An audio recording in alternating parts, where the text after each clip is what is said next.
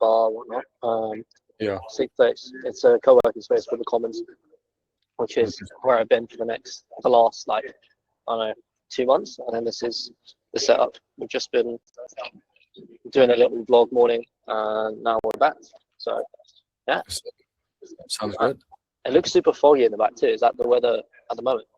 Yeah, it's like a lot of the time in the mornings, it's like extremely foggy, especially in Tokyo, which is kind of annoying because I want to see Mount Fuji, but like it's pretty grim at the moment in terms of like looking or like finding a place where you can actually see it, just because you won't be able to see it with all the mist. But hopefully in the next coming days it'll kind of clear up, and then from there I can actually just see and actually have the view properly instead of just seeing it through mist and using ChatGPT to get rid of it.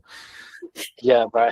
I've seen the videos like that of some people like above the Lawson near it, and they just like got it out. That's so funny. So yeah, I mean, if you catch a sunrise or a sunset, I reckon you could see it, or at least see a little bit better of a view. Mornings and like late afternoons are really like the worst for the weather around this side of the hemisphere. But anyway, very cool to see you on call finally, my friend. Yeah, we've talked a little bit in the DMs. I forgot how you found me. I'm pretty sure it's through Dylan is how you found me, right? Correct. Yeah. Because I didn't. It was so weird because I haven't posted or I haven't like took up the content game for so long after obviously begging my clients to post more, post the right things. So I was like, it's about time that I do it. And also like kind of set the standard as well for clients. It's like, listen, you're gonna have to do at least more like the same as me. It's like at least I post a day and a couple story sequences. Or if obviously I jump on and do it for them, then it's a different thing. But kind of setting the standard. Plus, it allows me to kind of test more of the more experimental shit I want to be testing. Some of the stuff that probably clients wouldn't let me test, but we'll see. We'll see how it goes. Still at the early stage. I'm liking making content so far, but I don't think it's recording everything, getting like a couple clips done. It's probably because of the market resonance, because I understand it so well, which is obviously a good thing that we're going to go over today. But that's like kind of plays into it, because like once you kind of understand and just speak the market's language, you generally can like won't run out of content ideas, because it's kind of like a tree branch. It's like this massive stem, which is like marketing, and from that there's like little stems that kind of branch out, and each one of those stems is a different stem and just keeps multiplying, right? So it's super easy for like content. I don't know how you find it, but recently after I picking up content, it's been extremely easy. It's kind of like tweeting. I usually like tweet because Twitter for me is different. I just shit post on Twitter, and because like I woke up today with like 150k view tweet, and it's just a shit post, but it's kind of like that, but it's just off the dome, and then I just kind of run with it. Yeah. But so you don't batch posts on Twitter, you just sort of roll off thought patterns. Yeah, I didn't. I posted like basically three years ago, 2 years ago. I was posting consistently. I was getting like a couple million views a week at a certain point when I was like really going into it, and then I kind of just stopped because I was just like, it's not my priority. Plus, I have more other like important things to do. Then recently, I just came back because I was like, if I'm going to start creating content on IG, I might as well start posting again, and just start like doing at least a tweet a day. So, but that's more like shit. It's like nothing to do with marketing. It's just more like shit posting. Yeah. You can build a brand off shit posting, then start marketing.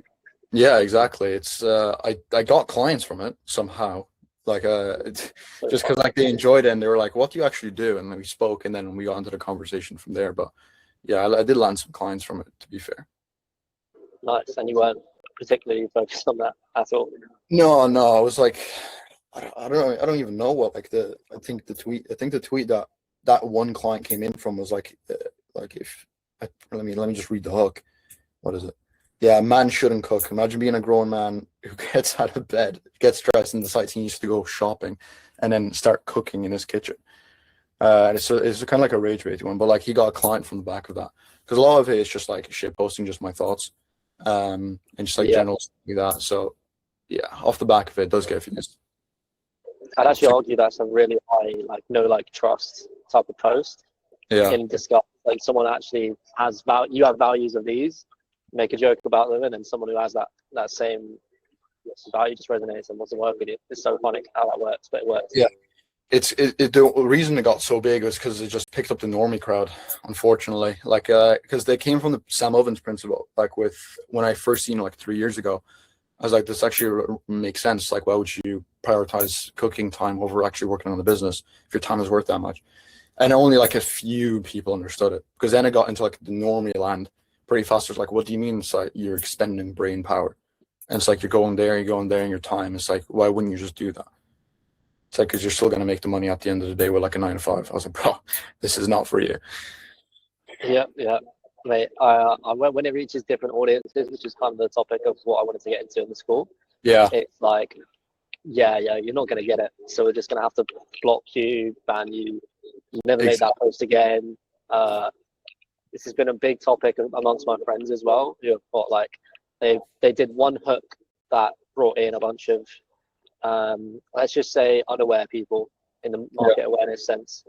And he was trying to target solution aware people with this one video, with this one hook, and it completely cooked his account. He got a 0.0002 leads to close ratio percentage.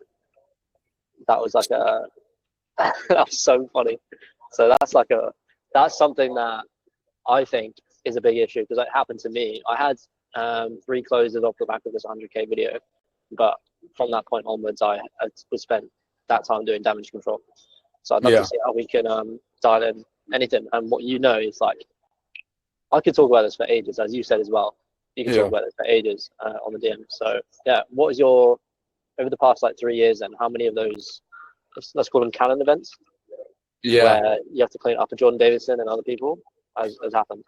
Yeah, the main canon event, I guess, was initially it was probably the most brutal one, the one I stayed in for like, I think it's a year and a half or 2 years, to be fair. It was pretty bad because we built up an account with my friend was building up an account to a certain point. He got like to, I think it was like 40 or 50K, and then from there we kind of just jumped on, and we were just like, okay, well, how do we monetize this, and how do we make this something that actually makes us money? Because up until then the content was largely like kind of general digital marketing. It's like, I don't know what you'd call them, but kind of like the normie posts of like the chat GPT tools that that will help grow your business, super fucking general stuff. And then with that, we were like we were kind of like pushing that for a while, and we were getting like 20 million views a month, right? It's great, like insane metrics. It was doing like amazing numbers, views from a views perspective. We're like, okay, let's launch an offer off the back of it. And then the main mistake we made was we basically launched it obviously with the wrong messaging to the wrong audience at the wrong time. And the problem with that was that we obviously made no money. We also had leads that, because of the nature of content we were making, that wasn't really valuable or wasn't really pain driven or matching like market awareness and like all these things.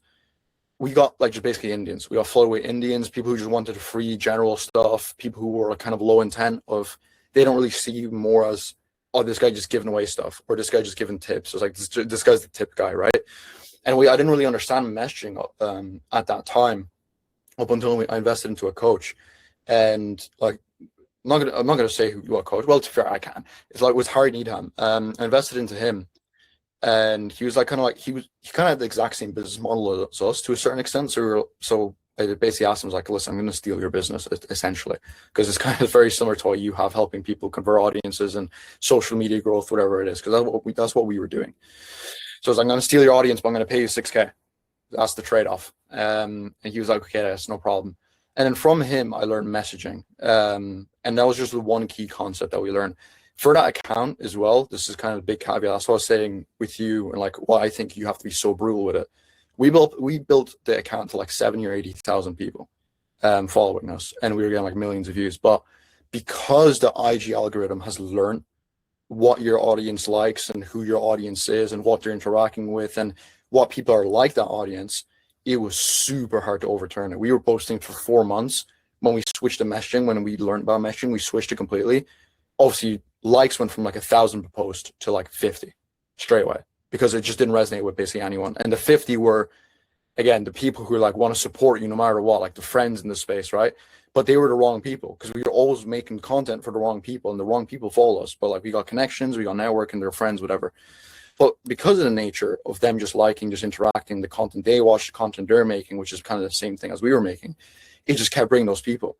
And even to the point where like the coach was like, you might start considering making a new account, because again, it's 2 years of data that that IG has been trained on that you have to now revert. It's not like an easy fix. You can fix it, like, don't get me wrong, you don't have to nuke the account, but if you want results now, you want results faster, it might be worth starting with a base which is just like less people but the right people, because the intent wasn't there, the audience wasn't there, and then that was like a massive thing for me. And as well, it taught me so much about conversion of what I needed to do, because we couldn't convert anyone because of that nature of the intent levels in the messaging. But as well, just it kind of built what I kind of coin now as like consumption engine or consumption cycle of this word that's not really known in the space as much as it should be.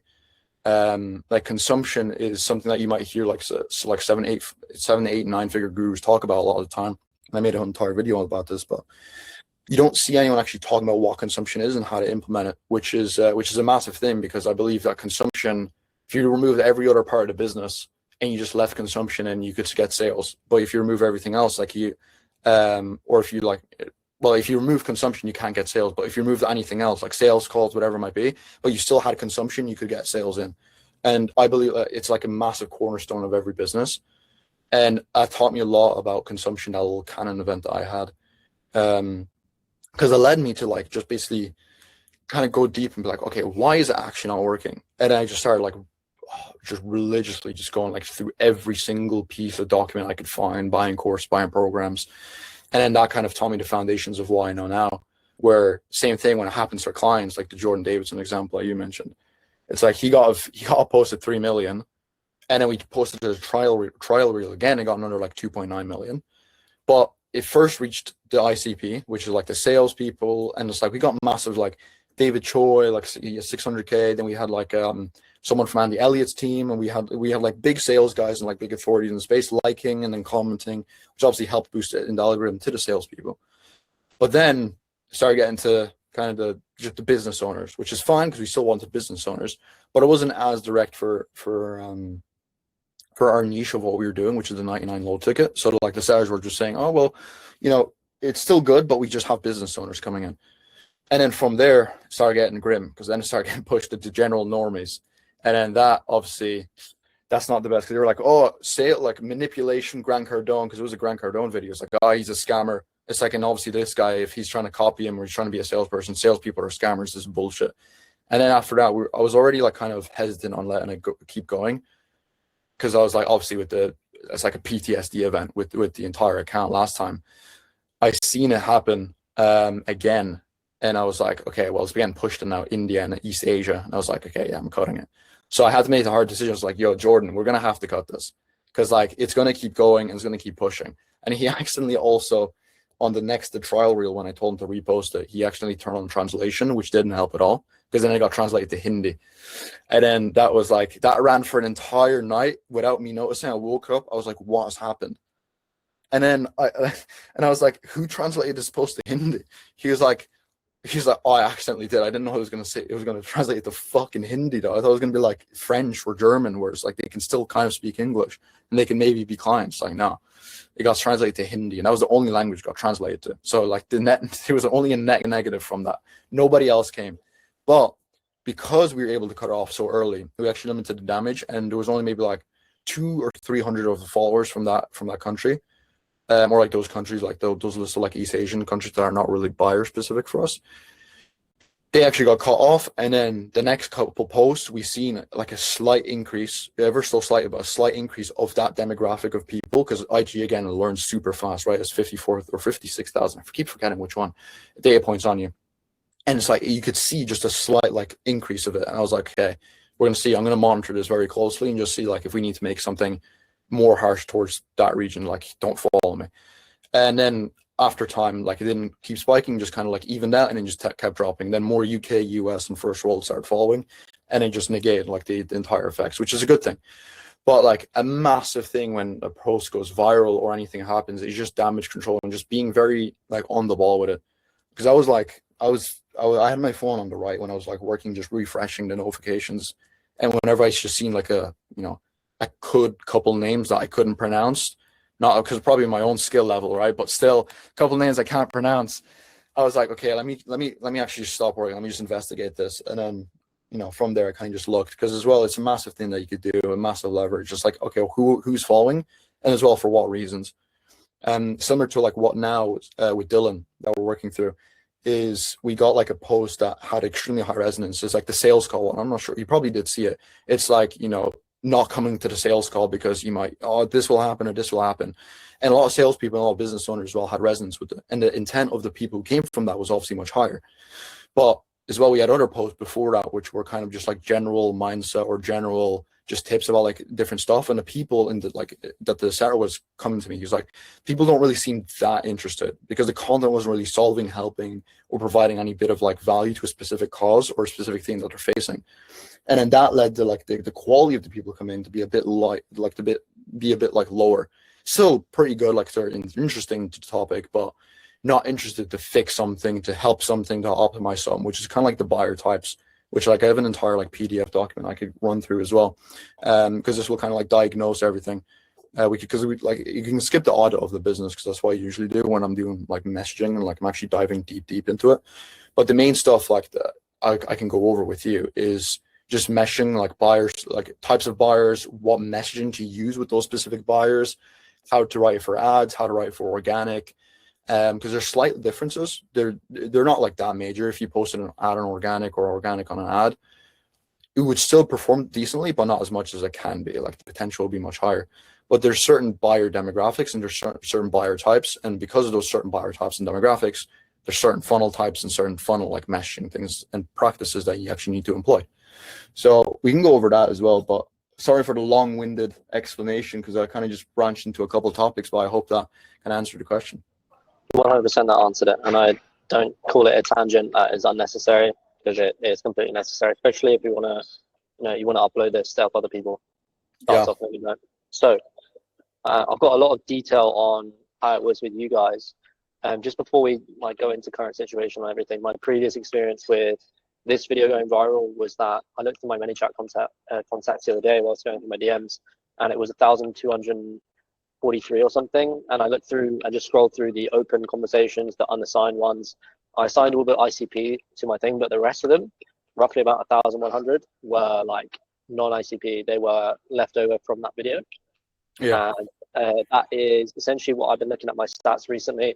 You've made me so paranoid in like an amazing way around like who, like even my facial expression whilst I'm watching reels, and also when it comes to like when someone follows or like likes my story or I do this thing, I just go to the top, where is their account located, block, unfollow, and then get rid of them. But that's been the past 2 weeks roughly that I've been doing that, and now I've just looked at my ManyChat and realized how many people were still following me and still in my like my old DM conversations from back in September that I need to figure out that cornerstone of the business which influences sales the most, which is consumption.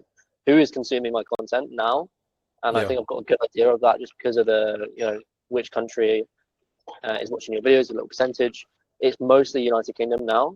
But when I talk about, I've noticed this, right? I want to get a content strategy sort of out of this, which is like when I post edits, I get more Indians because they're like saving the video to get, editor inspiration or something, like a Hormozy edit that I did the other day.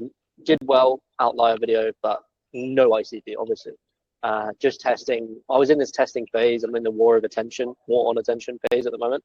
So just testing all these formats and testing all the things. I've not got my concrete formats that I just rip right now. I've got a lot of data now. So it's the Hormozy edits / adjacent edits. Then it's the, I guess, talking about material things. Ends up attracting them as well. Like I talked about Porsches and everything. I've got a ton of people DMing me off of the health versus wealth aspect, which I did not expect. There's a ton of different formats. I can literally pull up my IG and tell you which one's attracting the most people. The Pinterest videos where I hold the phone and put a bunch of images on screen, completely wrong ICP. I know what my ICP watch is, and I've looked at their For You pages, and I haven't seen those videos, but I ripped them anyway. Low-key just brought in like the most followers I've got out of any format recently, but none of them are good. One or two of them were good. I guess that's the nature of the game, but I want to dial in my percentage of ICP follows. If you look at my lead tracker right now, which I haven't been filling out on purpose because it's not tracking of the ICP leads coming in, but it will just say no on the ICP category. So That's what I want to fix, because I know who I can attract, and I've done it before. It's also a thing worth knowing that you just mentioned. It's like that just because something goes viral as well, it can just not just like bring the wrong audience in, but can really fuck up a lot of things. Like the tracking thing that you're saying, because there's so much in an influx. It's like I have to track all these people and they're all wrong, but there could be someone that's a yes, and it's like, but now I'm gonna have to go through 1,000 people and just kind of like list them. It's like, oh, and then it's like, then that's not being tracked and that's not being tracked. You don't know your numbers, and it's like you don't know anything, right? So it's mad. Like that's why I'm so extreme with it, is because it just drops off to every single part of the business. Because again, think about it, it's from the top of funnel aspect. It's everything comes downstream from this, and if that isn't optimized and that isn't dialed, then your setter hates you, your closer hates you, your team hates you, and it's like a lot of the time it's like obviously I'm the one on the traffic, so either the sales team love me, which for JD, like the setter when we were in London, he was like, there was a Chinese war torture room. There was basically like a leak in the ceiling, and then it was like right above the pillow. So it was just like one drop every now and then. I was going to get that bed for some reason because we drew straws and I got the lowest one. But I was meant to get that one, but because I made him so much money in like that period because of like the marketing and like the story sequences and everything, I was like, bro, you're getting that bad because I made too much money. You made more money than me that month. Like, you made a fucking bank. And so he was like, he's able to go in, but it's like, it's a massive thing because it just goes downstream in your business. And it's like everyone experiences it. So it's like, there's a massive point that you brought up with that, like that complexity that comes from it. But, and it's also worth noting all the things that you were mentioning as well with like different formats and what that brings in and what type of people that brings in. Because you always want to, it's a very unconscious thing. And a lot of people don't think it really matters, but like formats, style of the videos, how you're saying it, it all just ties in, especially what you're wearing, how you present yourself. There's a lot of authority. Like for me, for example, it's really like the info coaching, this entire space. It's largely, okay, well, what value can you provide? Is this going to help me or not? It's like, what's in it for me, right? A little copy payoff. It's like, what's in it for me? What am I going to get from this? Because realistically, same thing like with Jeremy Haynes, same thing with Ryan Clark, same thing with like Alan Soltanik, all these guys. It doesn't really matter what they're doing, where they are. It's kind of like just like, because we're so sophisticated as buyers in this space, because we've seen everything we're in marketing. It's like, I don't care if this guy's wearing a bathrobe. If he tells me how to improve my business and it genuinely helps, then I don't care what he's doing, right? As long as it helps me, like what's in it for me? What can I use? What can I steal? What can I take from this?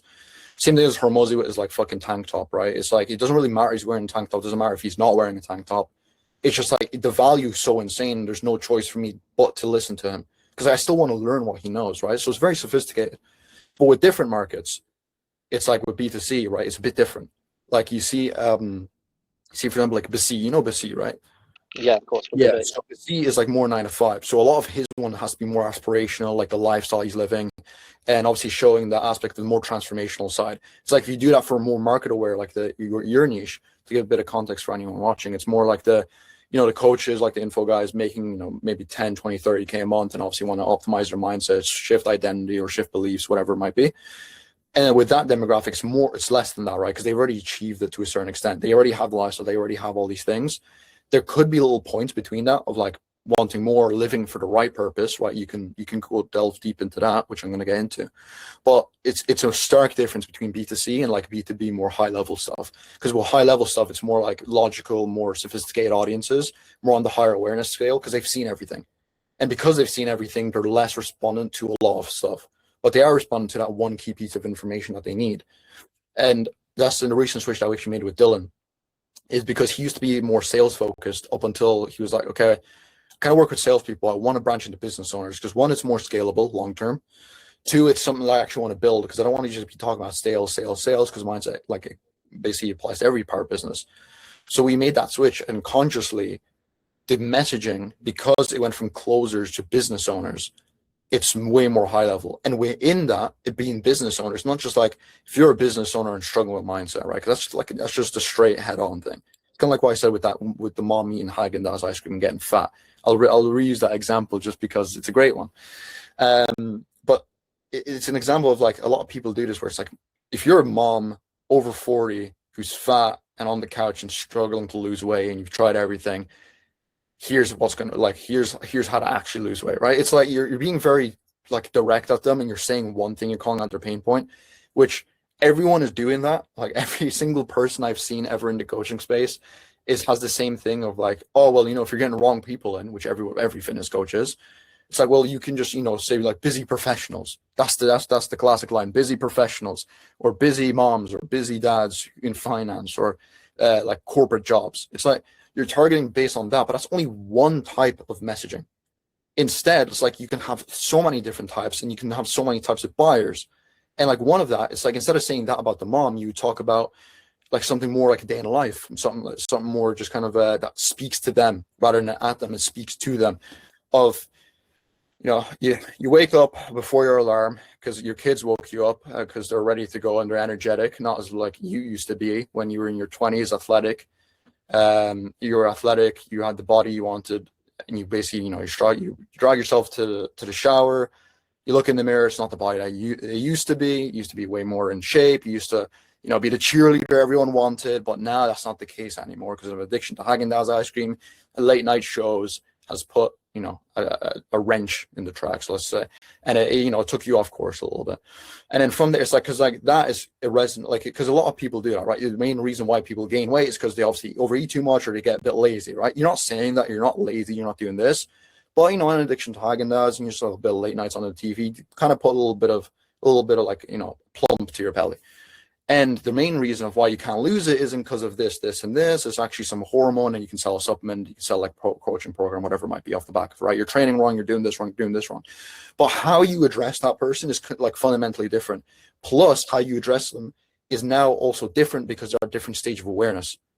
So for you, for example, now that little tangents over on that like meshing example, for you, it would be more, and the same thing I'm doing with Dylan, is more business owner focused. But okay, we're in that business owner focus. What is that they're actually day to day struggling with, or what's happening in their business?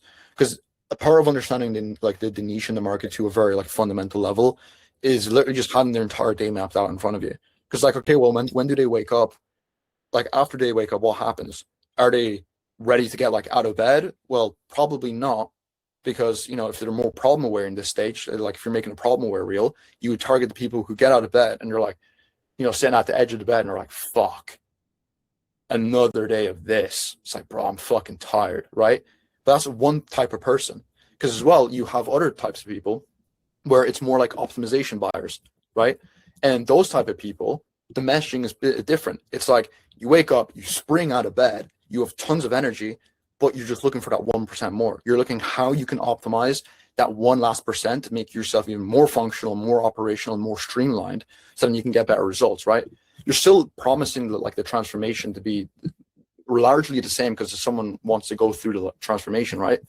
But the person that you're speaking to fundamentally has a different type of avatar, right? And because of that, it's like you have pain avoidance buyers, which is like, I need this to stop, right? I'm tired of it. And like, I'm tired of it. I don't want this to happen anymore. And like a hook for that would be like, if you're tired of it, here's what finally works. And then the urgency with these buyers is high, right? So that's a really good thing. So when you're making like pain avoidance content, where it's more for that guy, fuck, like 6 a.m. It's like, bro, I don't want to get on calls. I've like calendar stacked like as high as possible. I haven't worked out. I haven't had time for myself. I'm just tired, man. Right. And it's like you would make content for that. It's like if you're getting up at 6 a.m. and you have calls upon calls, you have coaching calls, you have sales calls, again, coaching calls, like necessitating that they're a coach, you have sales calls, necessitating that they have sales calls, right? You talk about these little slight things that they're facing their day to day, because people who are making 20, 30, 40K a month, they are experiencing those things. They do have coaching calls, they do have courses to record, they do have content to record. It's like you're looking at your day and you're stacked. And it's like, you're just thinking, I just don't want to do this anymore. Well, I have the fix, right? And then you kind of make a video, you give away an asset, and it's like the person and the intent level of that person coming through that into the DMs or to like a funnel or whatever it might be, they're looking to fix something. They're looking to fix something now, and the urgency is high. Because if I told you tomorrow, you can not only make all of the money that you're making, but with 90% of the less time invested. So what would you say? So fuck yeah, I want that, right? So it's like, well, how do I get it? And that's what's the reels about. And it's like a massive thing, but it's only for the pain avoidance people. Because again, if the person's like happy, like for example, with me, it's not like there's not like really a lot of pain in the business. It's just like, because I know like maybe it's not where I want it to be at the moment, but I know I'm heading in the right direction. But it's not like, fuck, man, I've got calls, I got this. It's It's more like for me, I'll be an optimization buyer. It's like, what's the one more percent I can do? And for that would be like, optimization. It's like, oh, I'm already doing well, but I want more. So it's like, you're already disciplined. You already have a routine, but here's what's actually holding you back that you're not realizing, that if you did implement, it could supercharge your business, or you could bring you to your goal 10 times faster. It's like that person's more like, oh, bro, what is it? Like, what can I do? How can I add it into my system, right? How can I implement this? What can I give it to my team? Can I give it to anyone? They're more optimization. They already have everything dialed in. They just want like a little bit more. It's like, what's another funnel? What's another like a traffic type? What's another mindset shift I can have? Like, what can I do to basically just, supercharge me a little bit more? What can I shift internally to basically, not only lift myself, but the team, and because the team lifts, the revenue lifts, and all these things, right? And you obviously, like with copy payouts, it's like, you're not only helping yourself by optimizing this 1%, you're helping your team, you're helping your family, you're helping all these people, because if you learn this and you truly show it to other people, what effect do you think that can have for them? It's like fucking amazing. It's like, right, so the massive outcome that they're getting is not only for themselves and their business, but it's also for everyone. So it's like, you would make meshing for that type of buyer, like who's more optimization driven, to be more like, here's the 1% that you're missing, and here's how to get it, right? It's more like how to, so like kind of getting them, because it's always transformational. No matter if it's B2C or B2B, it's always transformational to a certain extent, where it's more like they are somewhere, they want to go somewhere, right? So that's like the first two, the main ones that, especially like in info coaching, with the ones that you're going to be targeting, is going to be kind of like the main like levers for you. And as well, the next one, kind of like identity, like this is who I am, right? This is kind of like when you're making content for identity buyers, it's more kind of like the person who refused to settle. Like, I'm not this person. I buy on sales calls every time the price is dropped. I'm someone who leads my team. I'm a leader. I'm a person, like something that they like clearly identify themselves with. It's like, you would obviously open up with that, with more something direct, like more direct, like where it's like, okay, I'm the type of person who gets shit done. That's what you tell yourself every morning, and that's what you try to like aspire to. But the reality is, you're not there 100% of the time, right?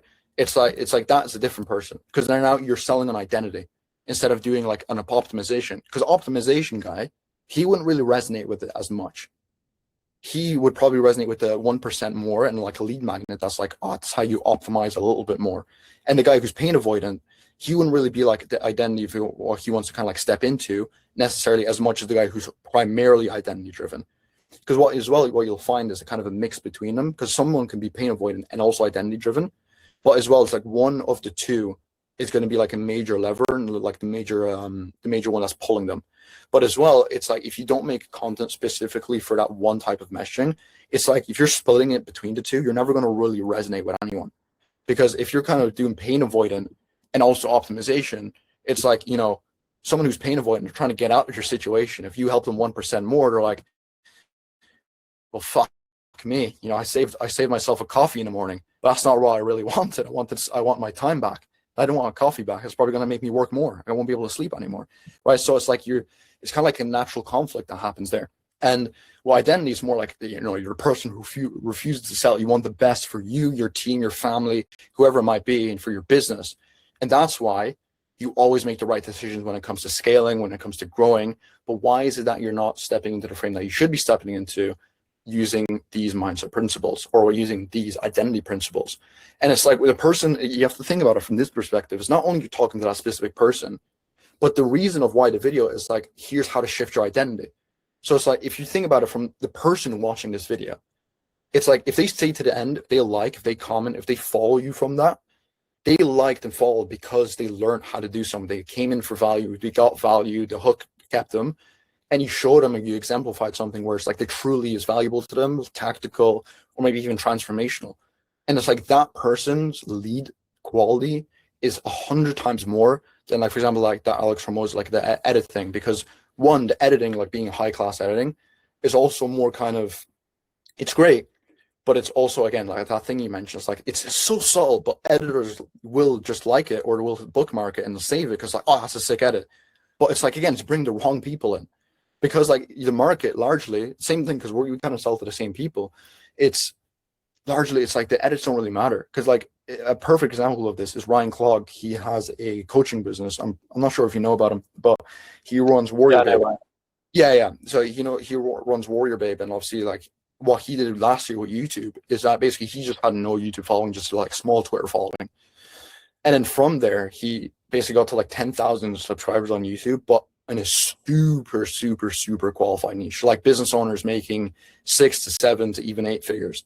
But it's only because like the format is like didn't really need editing. He just recorded without cuts. He went to the bathroom mid videos because it's like, bro, I don't care if he goes to the, I'll just click the fucking 10-second thing on my phone. I'll just tap it 3 times to see him appear again because I just want the value. Like, what is he going to talk about? How did he build a 70 million or 70 million coaching business? How does he get scaled to $30 million a year?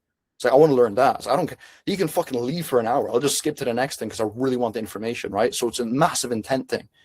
But he was able to build that super qualified audience of buyers. And like he was saying this in one of his videos, like he can launch a 7-figure consulting, like just on the side thing for like massive companies, like coaching info companies, because of the traffic that he has. And he only had maybe like 5,000 followers when he said this.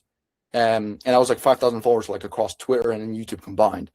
So it's like, it's not a lot of people en masse, what you might think about, but it's just more of the right people. And the content that he was making with less edits and less everything, it's not optimized for their average like 9 to 5, average like kind of someone who can't really focus or pay attention. Because like for me, my reels are not only longer, but they're poor. Like I wouldn't say poorly edited, but there's not a lot of editing that goes into them, and it's more just captions, more of the value being said. But the people watching it and the retention of the people who watch it and actually fix those problems in their business are like, holy fuck, like this is good. This is really good stuff. Right. And then because they watch that and because they interact with that, because they like that, it's like, I know that, okay, not only is this person resonating with this message, which is fixing this problem or becoming this person or optimizing for this next thing, they're also much higher in lead quality because they went through something that kind of more friction to go through. If you look at everything on Instagram, edits flying here, fucking flying reels, memes, whatever it might be, right? It's meant to take your attention away. If someone's stopped by something that you made, which is more tactical, more value-based, more kind of like harder to basically like understand, read, you actually have to focus. Even that aspect of them needing to focus more is intent, and it's higher intent than someone just like, oh, this is cool, let me just like it. Because you probably do that. Like we all probably do that. Right? I see a cool post and I just like it for the sake of liking it. But like whether it's like something that's like valuable or something that's going to help me or I might become a lead for this person, it's not necessarily that, right? Unless it's something extremely, it's like a resource that I need or something for my business that I could benefit from. And then it's like, well, yeah, let me watch through this. Let me comment for the resource. Let me ask them in the DMs a couple of questions. But that's like, I'm a high intent lead. Like, because 1, I'm asking questions. 2, I'm in the DMs now. 3, it's like, I obviously know that you're the authority on this because I'm asking you for a resource. And it's like all these things just come into play. It's like that identity thing. It's like that person who refused to sell. It's like, would he need a crazy edit or a crazy like way to display it? Possibly, right? There might be a demographic of that, of the person that's in that, and then they might resonate with it because it has a nice edit. But the damage is much more, right? As what we were talking about earlier, it's like the damage is much more that you can possibly kind of go through. Because the upside is, yeah, you might hit another, pocket of the audience because they like flashy edits and identity content. But as well, it's like, why wouldn't you start off with a base of people who don't really care about the edits, still want the content, less production cost, easier for you to film, easier for you to put out, and it's like you capture that market and then you scale to those people who kind of like want more, because the TAM is obviously a total addressable market. There's a limited amount of TAM in these little pockets of audiences, but you want to extend those pockets of audiences of the most aware of like the people who just like, they kind of know everything or they kind of seen everything and they're just ready to go. It's like, why not exhaust that instead of going for the people who kind of more generally? It's because 1, it's easier to sell them. It's easier to convert them. Like if you just have the right messaging and the right principles in place, because they already kind of seen everything, right? They just need the last step or they need the last thing to basically kind of convince them that you might be the person to go to. So that's like the first 3 out of kind of like the 7. But is there any questions that you have? Because I don't want to just keep on going between. Of course, I did have one just now where earlier you spoke about like what am I going to get out of this is going on in their minds. So essentially you're saying that lower edits for more solution aware people, adding slightly more friction, making it slightly harder to consume to the average person, equals higher intent, as long as you thread value in there to solve that question of what are they going to get out of this. Yeah, that's basically it. Because there's this concept called copy payoffs. I learned this from Alan Soltanic. And I'll send over the document as well so you can have a read through. It's an amazing document. But as well, it's like you always want to, when you're kind of making content, you always want to have a payoff in it. So it's like, what's in it for me, right? And it's not just what's in it for me. It's like, here's what you're going to get. It's more, even when you're pitching, this applies to everything. Even when you're proposing like drinks to a friend, going out to the party or a party you want to go to, and like the friend isn't really that interested. It's like, well, listen, man, we're going to go to this party, but not only are we going to, get drunk, we're going to get pissed, we're going to have some fun, but that's going to allow you to, and that little fear you got with women, I know you have it, is that's going to allow you to, get a little buzz going. You're going to talk to some girls. Plus, it's a weekend at the moment. So not only are you going to get like a buzz, we're going to have fun, but you're also going to be able to approach women. And if you approach women, you might get lucky at the end of the night. So you never know what might happen. And then 3, also, the drinks are 50% off. So not only are you going this, and this, but now you're not going to have that the pain point of like maybe you get rejected, because really, who cares if you're drunk, right? You're not going to remember it. It's like, yeah, well, that is true, right? It's like, then you start considering, because like all the things that you can get, it's like it applies to everything. Same thing with business. It's like when I talk to a business owner, it's like you're not only going to get the organic system and the paid system, but you're also going to get every single principle, like from every other part of the company, like the tracking, the dashboards, the custom story sequence builders, the custom high roast, the custom like Wistia Vitalytics that like I vibe coded. You're not only going to get that, but that's going to allow you to have even better tracking. And if you have better tracking, that's going to allow you to, and like another payoff, it's going to allow you to gain a better understanding of your business, your market, and the people that you're selling to, which is then in turn going to lead to, and it's like another going to like, what's you're going to get out of it. And that's going to eventually lead to you actually getting more sales, more people coming in through the door. And it's just a feedback cycle, because then you can make videos from those people. You can have coaching calls, testimonials, and that's going to allow you to, and it's like, it can keep going, right? Because there's so many payoffs that you can have. But as well with that content, what you were mentioning, it's like, you always want to like, what's in it for me? It's like, in that, you always want to tie it back to how is it going to affect them, their business or personal life, and anything in and around that. Because when you're selling to someone, you're selling them the outcome that they're going to get, right? You're not selling them, it's like, you're going to get the 50K a month, and it's like, fuck yeah, I got 50K. It's like, you're going to get the 50K. And once you get the 50K, not only are you going to have to, the resources to get a team, so you don't have to work those long hours anymore, but 2, it's going to give you the space to think and actually think about the business and work on the business rather than in the business, which is going to allow you to even have way more growth, way more speed, and have a leaner team and more cash flow long term, because you're going to be able to fix all these things. Plus, you're going to have the time with your family, your kids, right? And it's like, now the picture you're painting and the things you're talking about in the content is so much more than it is like than just saying like, oh, well, you're going to get this. So I'm going to give you this asset. It's like, if you want the asset to help you grow your business, like a common like asset, and I'll send it over to you. It's like, well, what's in it for me? What am I going to get out of this? What's the reason for it? You always want to sell the next step, no matter what it is. It's like, it's going to allow you to do this. But then once we have this, you're going to get this. And once you get this, there's another problem that comes up. Because once you scale to 50K a month, your identity becomes XYZ. But the problem with that is that the person that you need to become to 50K a month isn't going to be the person that you need to become to be the 100K a month operator, the 100K a month business owner. But because I already preempted that for you, I made another guide going over this exact thing. So not only you're going to get the steps to 50K a month, 70K a month, and 100K a month, you're going to get the entire system to basically like 200 to 300K a month. And the study, like the operators and the people I was looking at, and I've been studying, you're going to get all of their systems and how they think as well. So you're going to reduce all that friction. It's like, holy fuck. So I'm not only going to get this asset, but it's going to help me get to 50, 70, to like 100K a month. Plus, I'm going to get all of the guys he studied and their mindset and how they think. It's like, that is something I want to like consume. That's something I want to get, because now the payoff is so much higher. Because then it's like, holy shit, it's a massive reason for them to come in, right? So that's like, to answer your question, it's like a massive thing. The thing that you want to implement is just that copy payoff. And once, sure, if you do it enough, you kind of start doing it unconsciously. It's like not only you're going to get the messaging, like you're not only get the messaging best practices from conversion, but it's also going to allow you to get more clients coming in through the door, which is going to then lead to you having more cash flow to then invest in conversion. That's why I said to Dylan back like in, I think in August last year, and he was like, not only you're going to get this free value over here, I'm going to like give you, but that's going to allow you to sign your first couple of clients. And from those first couple of clients, you're going to have the cash flow to bring me on full time. And then it's like, then obviously that happened. He was like, well, I do remember that call because I showed him the clip of it. I was like, again, this is what you need, because at the time his content didn't have the payoff. So it's like, well, you just need this. It's like exactly the same thing that I was showing you. You just need to do the same thing, right? So it's very funny because you can just do this in everything. But if you do it in content and you practice it long enough, it gets so easy to, and especially if you match it with these 7 buyer types, it's not going to only allow you to, it's like again, it just comes back to it, right? Because it applies to everything. 2, it's like, holy shit, it's not only going to allow me to get this, but I can also use it for every single buyer type that Kuba's going over. And that's going to obviously lead to all these great things, right? I'm not going to do the copy payoff thing again, but it's going to allow you to achieve great things in the market. But does that answer your question? Yes, it does. Perfect. Now, to pivot on to that, just real quick, how do you do that in a piece of organic, for example, rather than on a sales call? Cool.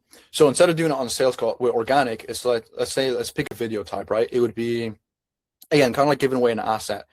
Similar thing. It's the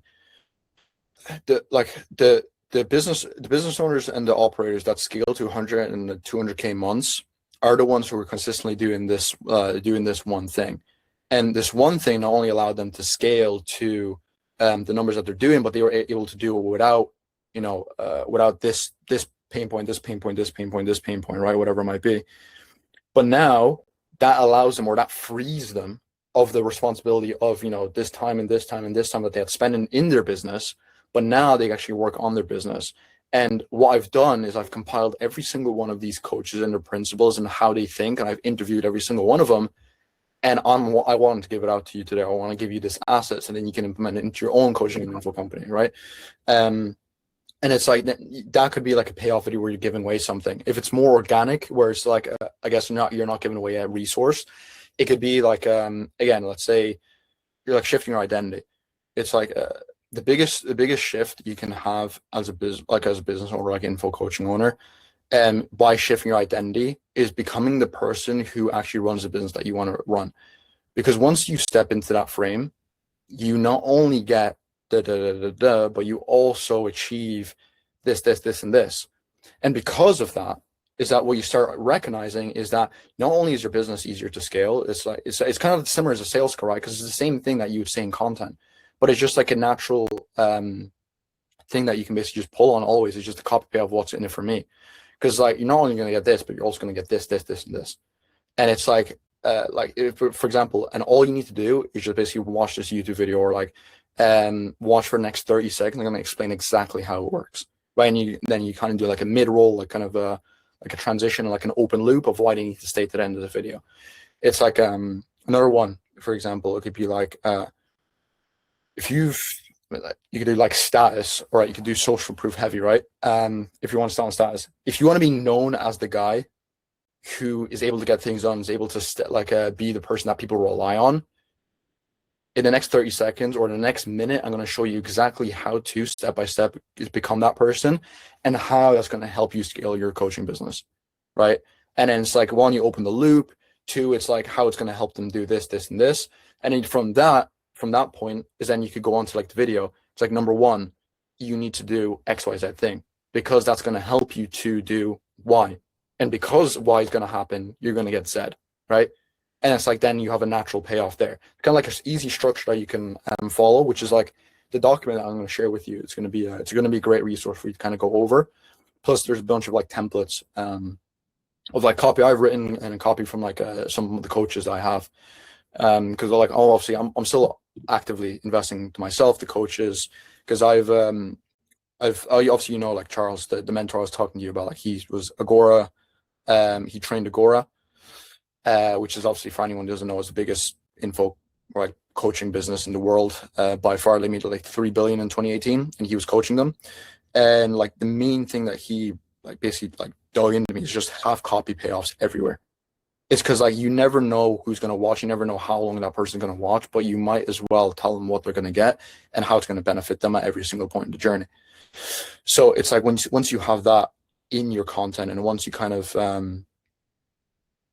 are able to portray that message in that way all of the time, it becomes like a natural, like just kind of belief breaking, a natural thing of like, here's what you're going to get, and it's going to be like even more than what it is. It's like, it's not only you're going to get the system, or not only you're going to get the value from this video, but you're also going to get these things, and this is how it's going to improve your life, your business, whatever it might be. That is amazing, and I love that that's threaded into everything you do as well. There's one more question that builds on top of that, which is one of the other questions which I've came across that happens in my mind and other people in my market's mind is like, why should I listen to this person? Is it more influential to answer that question with the value that you're giving or the authority that you portray? Because what I'm thinking of in terms of a branch of authority is like, I've done this myself. This is not only are you going to get how I did this, and this is allowed me to do this. Is it better to do that route, or is it better to do? I've studied these people, and I like copying essentially other people's authority and saying I'm banking off of their authority. Not only did this allow them to do this, and then this did this. Essentially, with the copy payoffs, is there a necessity to answer the question of why should I listen to you? Yeah, and the great question, because like this is exactly, I was literally yesterday on Dylan's coaching call, like I was already going over this, so it's amazing question. Like it really depends on the business, because as well, if you have the proof like that you did this or you helped someone, it's way more direct to you. So like it's a great thing if you can use that. It's like I helped him scale from 50K to 200K a month, and I also these 99 other people, right? And that's more proof directly to you, and then you become like an authority. But as well, if you don't have a lot of those proofs, same thing as like with dealing with business owners. It's like he did help business owners. He has like helped like a few, but not enough where people be like, okay, well, this guy obviously knows his shit. So obviously there's a little pain point, or not pain point, there's a little objection there, like internally. So it's like, well, listen, you only help these people. Like this could still be woo. This could still be bullshit, right? But it's like, okay, well, if you actually look at in history, it's like if you look at people like Alexander the Great, Napoleon, Caesar, and like the people who were able to achieve a lot of that. Alexander, from like a very young age, he was like basically instilled mindset from his mother, from Aristotle, from like all these people, and he was then able to go and achieve like the known world. And all the principles that he used can be amplified and put into your business today. And it's like, well, if you like, and as well, if you think you achieved more than Kobe, Jordan, Caesar, Alexander, Ronaldo, like before he takes free kicks and like he whispers to himself like affirmations, like you're gonna score, you're gonna score, you're gonna score. It's like, do you think the people at that stage, do you think they're not doing mindset work? Or do you not think they're doing this, and this? It's like, if they're doing that, why wouldn't you do it? And it's like, well, because now you're just like, I don't know, who's Alex, right? It's like, I don't really, Alex doesn't really have the authority, but fuck me, I can't argue with someone who conquered the world by the age, like in the entire known world by the age of 30. Someone who basically unified all of Europe by his early 40s, like Caesar. Genghis Khan, it's like he just kept pushing. Same thing with him. It's like whenever he conquered a city or a nation state, he didn't rest. He just went into a tent outside the city because it just conditioned him not to get complacent. It's like, if he's doing that, whenever you hit a big number in your business and you step back and you get lazy and you start spending money on lifestyle, do you think that would be the right thing to do? Or do you think you should keep on going and keep on pushing? If one of the greatest men who ever lived was able to do that, why shouldn't you? Right? And it's because you appeal to authority, because you kind of like, you don't have that like the direct first proof of like you being able to do it. So then you can also play around with just like peeling to different types. And then you should look at your market, like who do they look up to? For example, with like info coaching, could be just like the next person up. It's like for example, if you think of like, who does your market want to become? Oh, the guys at like 100K, 200K, 300K a month. Oh, I want to be like Sue. I want to be like Nick Sang. I want to be like Max Inhouse. I want to be like these guys. Okay, well, do you think they're stepping off the gas when like there's a good month, or do you think they're pushing harder? It's like, do you think they're doing this, and this, and this? And it's like, you would just appeal to authority because like, well, fuck me, I can't argue against that. It's like, no, they're not. And it's like, because there's different ways, because it's always just like it's always some like kind of like you're always trying to convince them in the content of something. And it's like, if you have those problems of authority, same thing as like Dylan right now that we're working through, is if you have those problems, you always want to appeal back to like something bigger than yourself. It's because like it's same thing. It's like, for example, if I told you that, the sky is blue, right? And you look up and you look at the sky is blue, right? And it's like, well, fuck me, he's right, the sky is blue. But if it's like, if you've never been outside and you try to tell someone the sky's blue and it's not just black when you look up, because that's when the lights go on, you've been stuck in a basement your entire life, that the sky is actually blue and it's real. It's like with that, it's like, it's hard to convince that person because one, they don't see it. But you could logically convince them of like, listen, this is how the space mirror works, and this, and this, and this, and this is why this happens. The sun reflects, and but why the galaxy is in a certain way. You can logically convince them of like why it is. And the best thing about sophistication markets is that we are way more sophisticated from a logical perspective as well. Because there's a reason we got to this point is because we didn't think of like emotionally, well, this is not going to work, or I can't do this because of this reason. And it's like, you've already kind of largely got past that and you start thinking more logically. Like, if I do this, this is going to happen. You kind of understand like cause and effect. You understand all these things because you've lived through them. So it's like when you're appealing to authority, it's very hard to argue. It's like if you told me, it's like, oh, well, you know, you should, like Yakuba, like, I'm gonna, like, for example, I'm going to take the day off, right? And it's like, well, you know, for example, I didn't take the day off. It's like, yeah, but Alex didn't take the day off. But, you know, I'll just take the day off. Like, it doesn't really matter, right? But it's like, well, do you think every single great athlete, every single like person that you want to become, every single person, the physique that you want to achieve, do you think they take days off? Do you think they're not doing any activity, even on rest days? They're not walking, they're not hitting the treadmill? Probably not. Like, they're probably not doing that, right? It's like, well, here's all the evidences and proofs and all this things stacked against you. So, well, fuck, well, I can't argue against that. It's like, okay, let me get my ass on the treadmill. So it's like you appeal to authority. You always find pockets of reasons of why people, like, if you can't provide the proof yourself, just show the reasons of how they can like basically achieve that and just walk through them logically, because that's the only thing you can do. If you have an abscess of proof, you always want to overload it with value and like the logical like reasons of how it would work for them and examples of where it worked elsewhere. Like how I got my first ever clients a lot of the time was just me like basically studying from all the people that I've kind of like been looking at, been investing in programs with. And it's like, listen, at the end of the day, I've been in this guy's side program for the last 5 to 6 months. I've learned absolutely everything in his business. I've been on every single coaching call, and there's people exactly like you in the exact same stage and like in the coaching calls that were there, and he fixed those issues. And I have the exact same things, the exact same principles. So let me just at least implement for you. And if at no cost, because this is when I was starting at no cost, at least, at the very least, you're going to get every single thing that I invested my own money and time for. And you're going to be able to like see like this, and this. And also here's logically exactly how he helped them, the value of it, the strategy, the breakdowns. It's like, well, okay, at the very least, I might as well hear this guy out. Or at the very least, let me just entertain it a little bit more, right? Because like you logically present the points. So if you have that authority and that question that you answered or that you asked, it's like if you have the abscess of proof, lead with more logical based things where they can't really disagree with it. It's like, well, if I posted content, you think you get more people? It's like, yeah. It's like, so why aren't you posting content? Same thing with Dylan. It's like, Dylan, it's like, bro, it's been a fucking while since you recorded a YouTube video. It's like, yeah, I know. It's like, do you think your business is going to grow if you don't record YouTube videos? Well, not really. It's like, well, not really. It's like, do you think where else are going to get consumption? If someone watches a reel for 30, 40, 50 seconds, do you think they're going to be really convinced to buy, or they're going to be kind of lukewarm? So I'm probably going to be lukewarm. It's like, if we're not giving away assets on story sequences, do you think people are going to come in for like whatever reasons? Like, well, probably not. So, well, do you think YouTube videos are very important then? It's like, well, yeah, you're right. It's like, listen, it's like at the end of the day, if you're not adding that to the market, you're not going to get people. It's like, you can't argue with that. So you want to present it in a logical way if you don't have that authority and the proof there.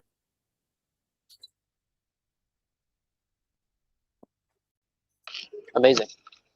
And I've gone into this art of persuasion, Aristotle's. Yeah. So the logical side is what we should hammer home on appealing to authority. So cool. It's Ethos, Bathos, Logos. It's like it's worth reading Art of Rhetoric. It's a really good book, and it kind of just solidifies this as well. But if obviously if you don't have the time for it, which probably none of us do, just watch like a YouTube summary. You'll get like 9% of it. As long as you can just get the key principles from it, like you're chilling. You don't need to read like the entire book. Plus, as well, you're going to be. I've implemented that into my coaching for the past year, so pretty sure I'm understood. But not obviously the whole thing. It's good to learn more, as always. Yeah. No, because it's a massive lever you can pull, 100%. Even like at any stage, it's like, what's the next guy above my market, or what's the next guy even above me doing? It's like, well, how can I also now show this to the audience? Exactly. Cool. Sick. We've covered a decent bit so far, but keep going. Yeah, sick. So like the other thing is the other buyer, because I want to make sure that at least in this, because I don't know like time wise how you're faced, but I'm pretty chill for next like hour or two. Yeah, so like we can go into it like even way more like deeper than this, which can allow the audience to as I'm joking, but Not only are you gonna get another hour out of it, you're gonna get so you get another hour out of them. It's like I'm going to convince them of why they should stay for another hour. You're not only going to get the buyer types, you're also going to get the market matching funnel types as well. So yeah, you might as well stick around. Okay, so the next one is I want to go through the rest of the buyer types, because we went over pain avoidance, we went over optimization, and we went over identity. The next couple is aspiration, right? So I want to become something better, right? And the aspiration content, like the hooks that would kind of like get people there, is like, imagine finally getting there. And it's like, it's slower to convert like those people, because like obviously it's an aspiration, it's a goal they want to achieve. Behind that goal, there's hard work, there's pain, there's effort, right? But still, there's people who are like, fuck, I want to become that. Same thing with me, for example, when I'm like, I look at Alexander the Great, I look at like history figures, because I'm a big history nerd.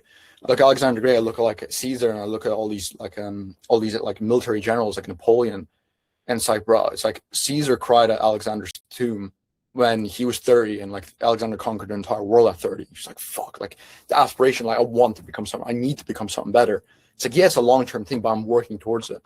And it's like when you're talking to those people, it's more like, here's how to build long-term, like here's how to become the person you want to become long-term, right? It's like, if 10 years, 20 years down the line, when you're running your family, and it's like, you want things to be under control, you want to be the person who's calm in like a dangerous situation, you want to be the person who is able to make the right decisions in their business that then provides for the family. But to become that person, you need to do this, and this, right? And then you kind of get into the rest of the reel or the ad, whatever it might be. But it's like that type of buyer. It's like you always want to sell like the future to them. It's like, here's what's going to happen. Here's what you're going to get. The good market of this is like people who are kind of like they have a will, right? They're older a lot of the time. They are older because like they are going to die, and they're trying to get their will sorted. So it's like aspirational is more, you're going to be able to pass down your legacy. You're going to be able to make sure that your family, after you're gone, they are taken care of, and like they'll never have to worry about another cent ever again, right? And it's like, again, it's aspirational, but you would sell that aspiration rather than pain avoidance. In that case, because it's like, well, what happens if I'm gone? It's like, what happens then? It's like, well, they're going to be taken care of, and you're going to build this long-term moat, so then you can never face that like fear of like, okay, well, what's going to actually happen? Because there's a little bit of like pain avoidance there, but it's more aspiration of like the situation they want to achieve. So that's another one, another like buyer type. Very like, it would be kind of a less priority for you specifically, because like it's more like a long term of like, okay, who do they want to become, who do they want to achieve, like what identities they need to shift to become that person. Still a great reel, still a great topic. None like 100% use all the buyer types, never exclude any of them, but as well, it wouldn't be like a main focus one, because as well, a lot of these, like especially in this space, like kind of a fast moving space, it's like, what's in it for me, what can I get right now, right? What can this benefit me? And as well, aspirational buyers, because they're aspirational, the nature of that is they understand there's a longer time frame, because they're not like pain avoidance, like, fuck, I need to get out of this right now, right? Urgency for those guys is amazing. Aspirational, it's more like, I know what I'm working towards, I know I need to get there, it's like I'm ready to do it, right? It's going to take me a while, and it's going to be hard to convert that type of person, but it's like, if they're committed, they're committed. I'm going to be some of the best clients that you can sign, because like, I know we're going to get there, it's going to take time and effort. Same thing that happened like when Jordan brought me on, because he mentioned like on one of the calls that we were on, he was like, bro, I had 1K to an editor and another K to spend when I first started like for like consulting, and like the 1K went to the editor, 1K went to you, and then 1K went to like just food and rent and the rest of the stuff, right? I was in the fuck. He was like, I was in the pits. I had nothing back when he first started low ticket, because he went full on like with content, low ticketing, and just creating. Like basically like value, and just like, you're giving back to the market and making content. And then from there, he knew it was more aspirational of like, listen, I know it's the right thing, and I know it's going to take a while for us to get there. I just need the right things, like just from the get-go. So then as time passes, I'll figure out the money situation somehow, but as time passes, we're going to be in the right spot. It's going to take a while, but it's going to be like, we are going to get there. I trust you to do it. And then from that, it's like, luckily as well, we were able to get like a fast turnaround, because he had a pretty good audience. He had like 2,000 people like, or like 1,500 followers if I remember, like 1.5 or 2K, and then from that we were able to like add in a consumption layer like very fast, and that from the next month they went from 2K to then 4K, and then from 4K to 8K, doubled like twice, and then from 8K to like 12, from 12 to like I think like 19 and 25, and then 40, and then 50 and 50 and 50, right? Then we stayed there for quite a bit with a load ticket like a 99, and then we also like it's obviously like Ascension on the back end too, but it was more aspirational, that deal, like that, or that coach like came to me. It was more like he knew it was long term and he needed all the right things. But he just like, even though he was like, bro, he was fucking, he said it himself. I'm going, I was like, I was in the fucking pits. Like the business was in a rough spot, right? And then like investing into me, even though he was kind of in pain, necessarily, like he wasn't really in pain because he was like, I'll just make it work. I know it's gonna work. I just need to build something that's gonna like basically be the right foundations of what content's supposed to be and the right systems I need to implement, and then I know it's gonna come. And then obviously like 4 or 5 months later, not only did his revenue grow, but like he got to like on Christmas Day, nice Christmas present for him. He got to he hit 10K on the day as well, which is funny, which is like a nice thing before ending the year. Because he asked me on one of our first calls, "Do you think we can get to like the 10K at the end of the year?" I was like, wouldn't put that as a goal, but if it's the 10,000 of the right people, that'll be amazing. And then we on the Christmas Day, a little grift for him. It's like we crossed the 10K mark, which was nice. But the main thing is like that is an aspirational bar where it's like that person is more like future focused. Like I know it's gonna happen, or I know it's gonna take time and effort to get there. I just need the right things. So like, how can we work through this, right? And then that type of content that you make for that person is obviously that type. It's like, well, it's gonna longer to get there. It's gonna be bigger goal that you're gonna achieve, but what's the cost of you not going for that? What's the cost of you not doing it? That's like, fuck yeah, you're 100% right, man. I really need to do this. How do I become that person? Then you come to Alex, right, and he helps you. So that's the aspiration. Is there any questions on aspiration, or do you want to just move on to the next one? I like aspirational buyers. I think they're very good. As you said, I don't think they're a massive priority. I'm going to still target them because the problem I had originally with my first 10K month was with the wrong people, because it came off the back of that viral video. But that ended up causing me to only target those people. Yeah. So I ended up not knowing all these buyer types, and I think it's important to really dive into this. So if there's any more you want to cover on aspirational buyers, if there's none more, then 100% we can move on. Yeah, there's just I'll kind of skip through the next ones like pretty fast because they're pretty obvious. Like a lot of people know them, but like next one's fear driven. It's like I'm scared of what happens if I don't act, if I don't do this, and it's like again, if you don't implement this, or if you don't shift your identity before too late, it solidifies, and if it solidifies, then you get all the negative things that are right. So it's like, what happens if I don't do this? So what happens if you don't invest in that? It's like you're gonna stay in the same place that you always were. You're gonna make the same excuses that you've always been making, and there's nothing's gonna change. Because if nothing changes, nothing changes, right? So most people here, it's like they don't realize what's happening until it's too late, and it's like they move on risk primarily. And it's like obviously that I guess it's faster to convert because there's more like fuck this, if like the AI is coming, and as a copywriter it's kind of I'm going to be replaced, and it's like if I don't do anything about this, if I don't learn AI now, it's over for me, right? It's cooked. Well, that's a fucking fast thing that they have to learn, they have to implement right now, because like it's coming. It's like it's inevitable. You're going to be replaced, right? They're like all these scare tactics that copywriting coaches would use. It's like it's not current pain. It's more like what's going to come. It's like you preempt the future pain of what's coming. That one's pretty straightforward. The next one is like status. Is like kind of went over this earlier, but it's more like I want others to see me differently. I want to become that person, right? Kind of more social proof heavy. It's like exclusivity framing. It's like the status of pulling up in a Rolls Royce to event, right? It's pulling up to like this place, or being at the best hotels or the best place and being that guy. Being the number one guy, being an Elon, being the fucking trillionaire, the only trillionaire alive. It's like being that guy. It's a status, right? They buy on how it makes them look. Same thing as why we buy fast fashion, why we buy like Louis, why we buy Gucci, like all these things, right? Is because we want to be, again, perceived as someone who has money, has wealth. Why do we have nice cars? What multitude of reasons, but like if you're selling dating, it's like for example, if you're selling a Ferrari, it's like, do you think you'd be able to pick up a hot blonde chick walking down the street in a Toyota or a Ferrari? Well, it's like, fuck, yeah, the Ferrari would be better. It's like, well, one of the main reasons why he's picking it up now is because of the chick, the blonde chick, right? It's like it's not really much about the car anymore. It's more about the blonde chick that he gets with the car, even though if he doesn't get it, right? But like it's still a thing that a dream that you're selling them of, like the person that they want to become. And like for you again specifically, the status of like the person that like being someone who's always, you know, got things under control, someone that their wife and their significant other and their family can look to as that person of, you know, having that authority or having that calmness, that understanding of the situation, being someone that people can go to and rely on. And that's going to not only allow you to, you know, boost your own confidence and how you look at yourself, but it's going to allow you to bend. Obviously, I don't know how to copy payoff.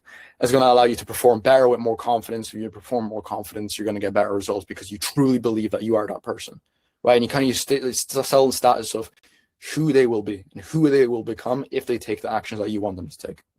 Okay. Yeah, is there a question on that? Yeah. So when you're like diagnosing which buyer type they are or which 1 to 2, I'm assuming they are.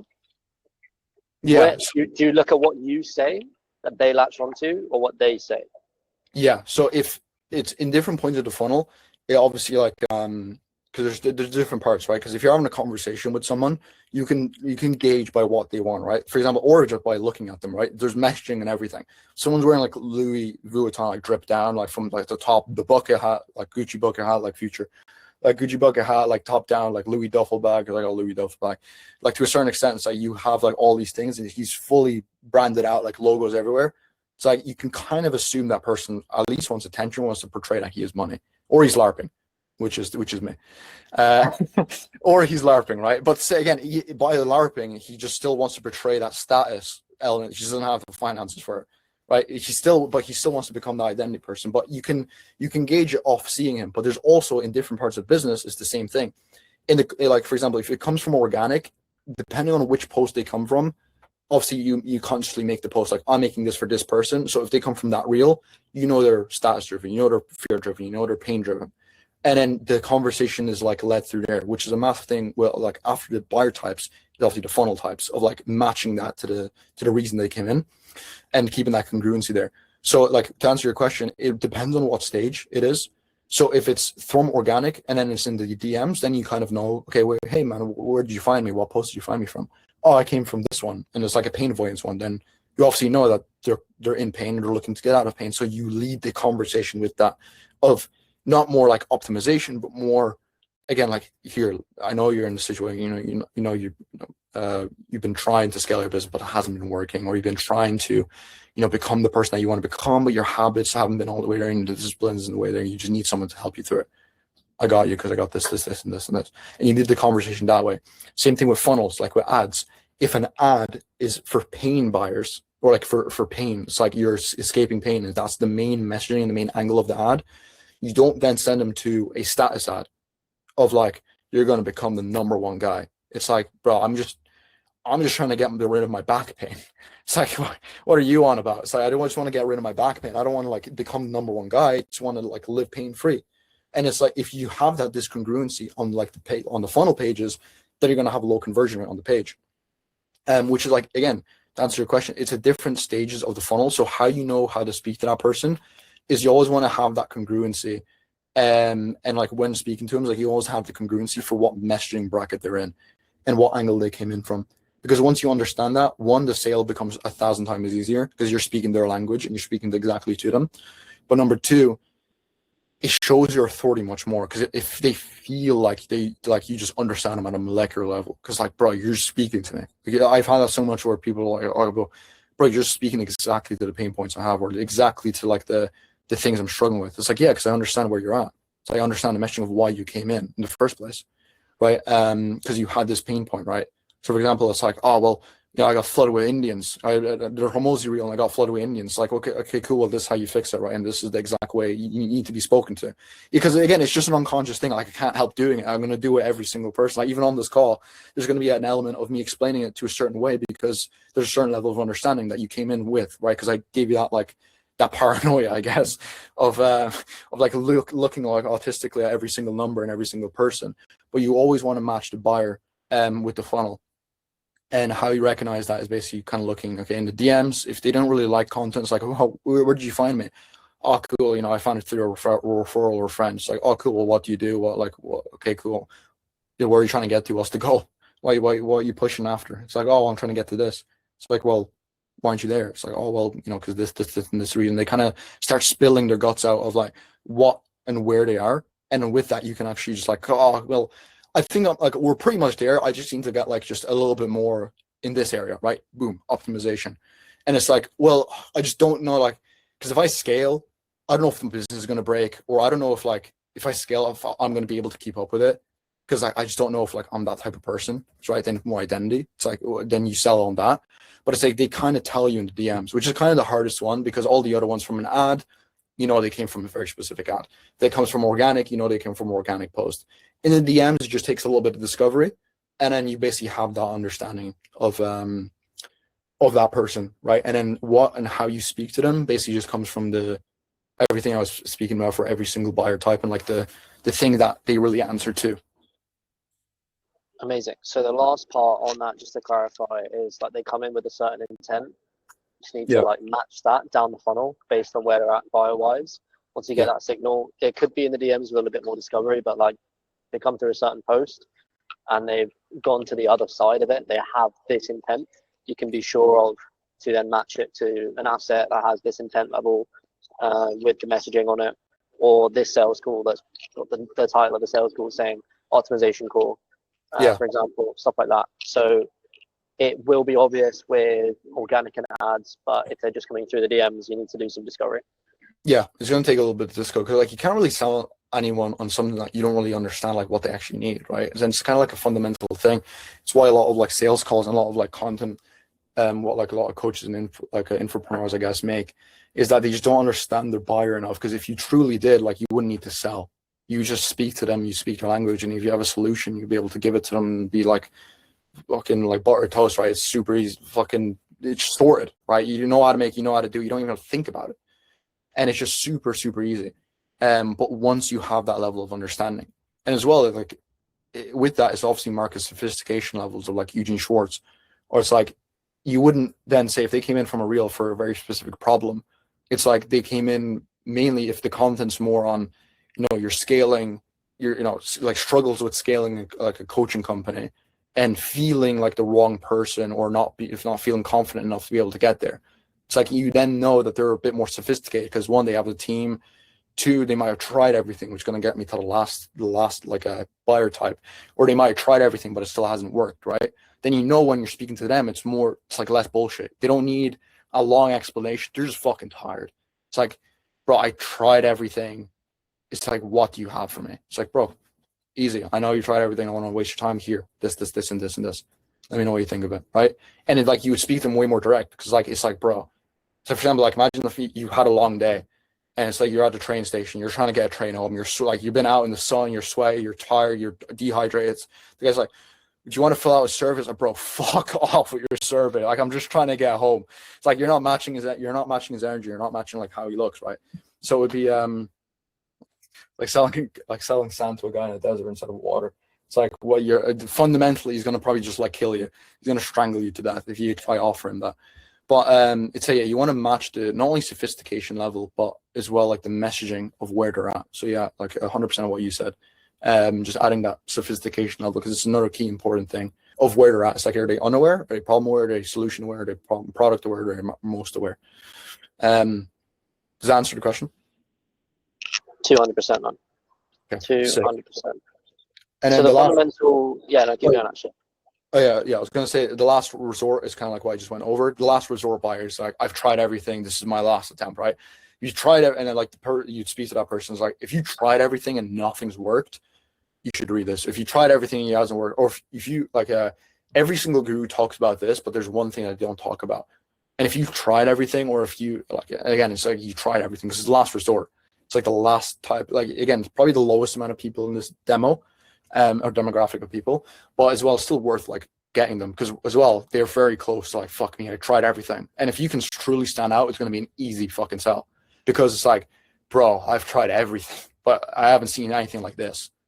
And it's because, like, one, they've already tried everything in the market. Two, it's like, if you actually show them a real solution, they're like, oh my God, I need to move now. It's like, this is what I've been searching for, right?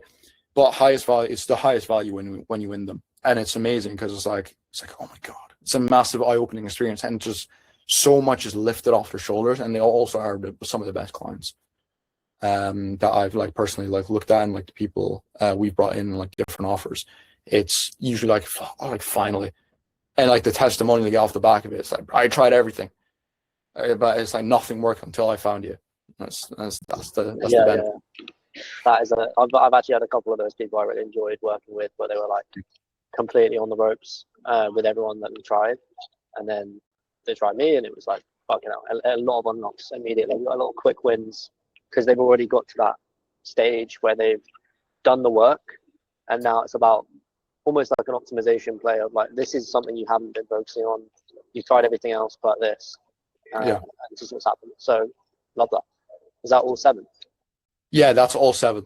That's all 7 of the buyer types that I'd like. The main ones I would want to categorize, because a lot of people just fall into those. There's little subsections of like reasons why people buy, but it's more like benefits and features, and it's not like major like big things. Plus the TAMs of those are like lower than this. Like last results already pretty low, but past this it's like minor reasons of why people would buy. It's like very specifically maybe to market, so it wouldn't like apply to everyone, and also like even yourself when watching, when listening to me, or if anyone's watching. Yes, cool. Should we run through an example? Yeah, we can run through an example of like which one you want to kind of go through. That you can, I'll let you choose. Let's say there's definitely people who are in my positions. I think my example would be both useful to me and to everyone else watching, which is like mainly organic, mainly trying to get top of funnel with the right people, just as a base principle. We want more people coming up from the top, so the people coming at the bottom are actually good.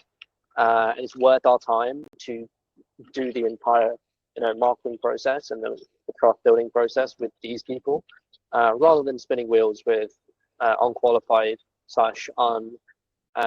aligned people who aren't the right market awareness, aren't the right buying type.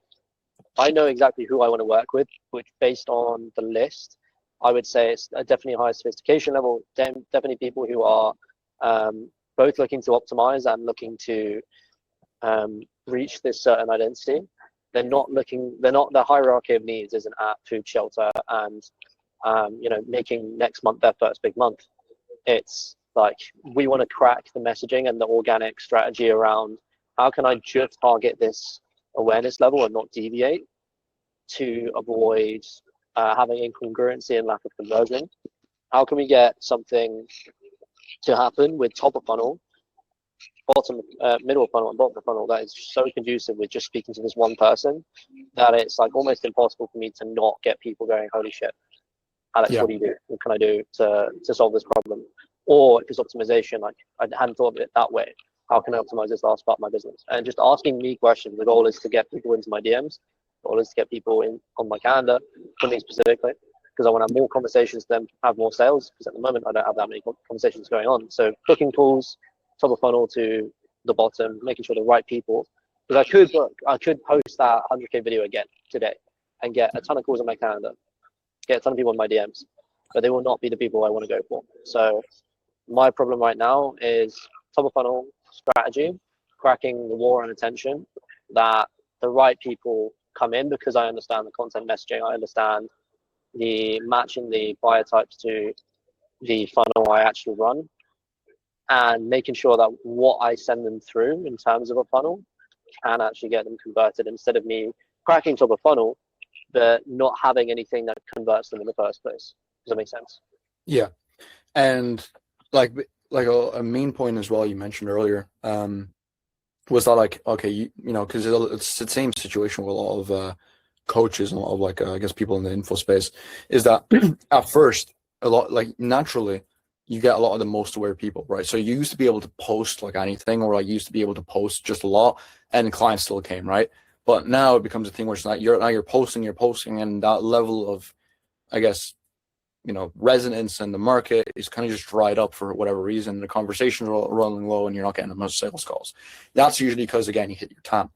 And then top of funnel, to fix like specifically for you, is kind of everything that we went through with the avatar types and how to speak to them.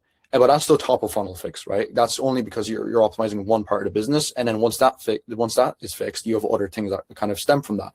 So with top of funnel as well, it's like you always want to like, okay, who is your ICP? Because again, bringing the right person in is you want to get extremely clear with your ICP and like their day in life. Like that example of the Häagen-Dazs like mom, it's like I know her entire day. Like my info coach, I know his entire day. I know what he's doing, I know why he's not doing it, I know he's posting content, he's not getting the right people, he's trying to make YouTube videos, but you're not really making them intentional, and then no one's converting off the back of them. But even though he's seen all these people doing it, and it's like now it's not working for him, but then now he's so confused, right? There's so many reasons why. But the top of funnel thing, for example, for our space, is like it's still, I guess you can kind of say it's still like middle funnel, bottom of funnel, just because of the sophistication level of our market, because we're in basically the same market, right? It's so high that our top of funnel pieces might get like maybe 30, 40, 50, 60, 70K views of the right people. But it's just coming back to that meshing thing of just matching the right type and right reason of like a person coming in. So for example, if it's even different formats that you're trying, it's like, what's working at the moment in my industry? Like, what is my market responding to? And you find the best formats there, and then you basically just try and implement them for yourself, right? You don't try to take adjacent formats from different like places and necessarily at the start. Like later on, 100%, you should definitely try it and you should implement it. But one, you should just take what is absolutely working at the moment. I know 100%. So work for this guy, work for her, work for him, whatever it might be. Okay, what can I do there that is obviously worked and popped off in this space? That, like, for example, like Nick Setting, when he did the the side, like sitting to the side with the chair thing, that popped off, and then everyone started copying it. But as well, it's like, one, he was very specific in don't drop the price on the sales call. Like, don't drop your price on the sales call. One, it is kind of top of funnel to a certain extent, but it's still very in the business owner space, right? And it helped that like a lot of people got a lot of views. I think got like 1 million views or something. But I got 1 million views in the right like place, because one, it's meshing to a very specific thing of people who have sales calls, but they keep dropping the price, or they may have dropped the price prematurely, and it kills the deal. And because it's like kind of his time as more business owners, coaches, like that area, he's able to do like I guess a pretty viral reel, but viral in his niche, which is also what you want to optimize for in top funnel. And that really stems from basically everything that we went through of like testing out different buyers and seeing again, like the reasons why people come in. So like the 7 buyer types is you want to test all the formats as well. Like you want to test one format, you want to be kind of very specific and very like heavily on tracking this. It's like, you've done this format with pain avoidance. Has it worked? Has it not worked? Okay, cool. It hasn't worked. We can just like remove that. That's probably not going to be the top of funnel piece for me. Aspiration, like aspirational, like a top funnel video, but aspirational. Yeah, it got more views. Okay, cool. Did it bring the right people? No, it didn't bring the right people. It got more views. Okay, cool. Fear driven. Let's try that. Fear driven. Okay, I tried it. It got a lot of views. Plus, it brought in the right people. Okay, cool. And like we obviously want to do another video of that if it brought in the right people and the right intent levels. But as well, we also want to test the rest of them. It's like, what's worked here, what hasn't worked there, like all these things, because you always want to keep testing of like what is potentially the next new winner. And from that, it's like you want to also, again, extreme clarity with the ICP. It's like, can you describe their day better than they can describe it? Can you describe like the ping from a Google Calendar notification before a closer takes a sales call? It's like, fuck, it's like maybe you feel like something come up in your chest, like, oh, the call's coming up, there's money on the line, I'm not going to be able to feed my family for this month, right, if this doesn't close. It's like all these things that you want to speak to that, because, well, these are the thoughts, these are the things people are thinking. And if you can take those thoughts outside their head and talk about it in your video and fix those things before they even tell you, that's one easy way to basically just like match that ICP. And you just do on a topic that's a bit more broad.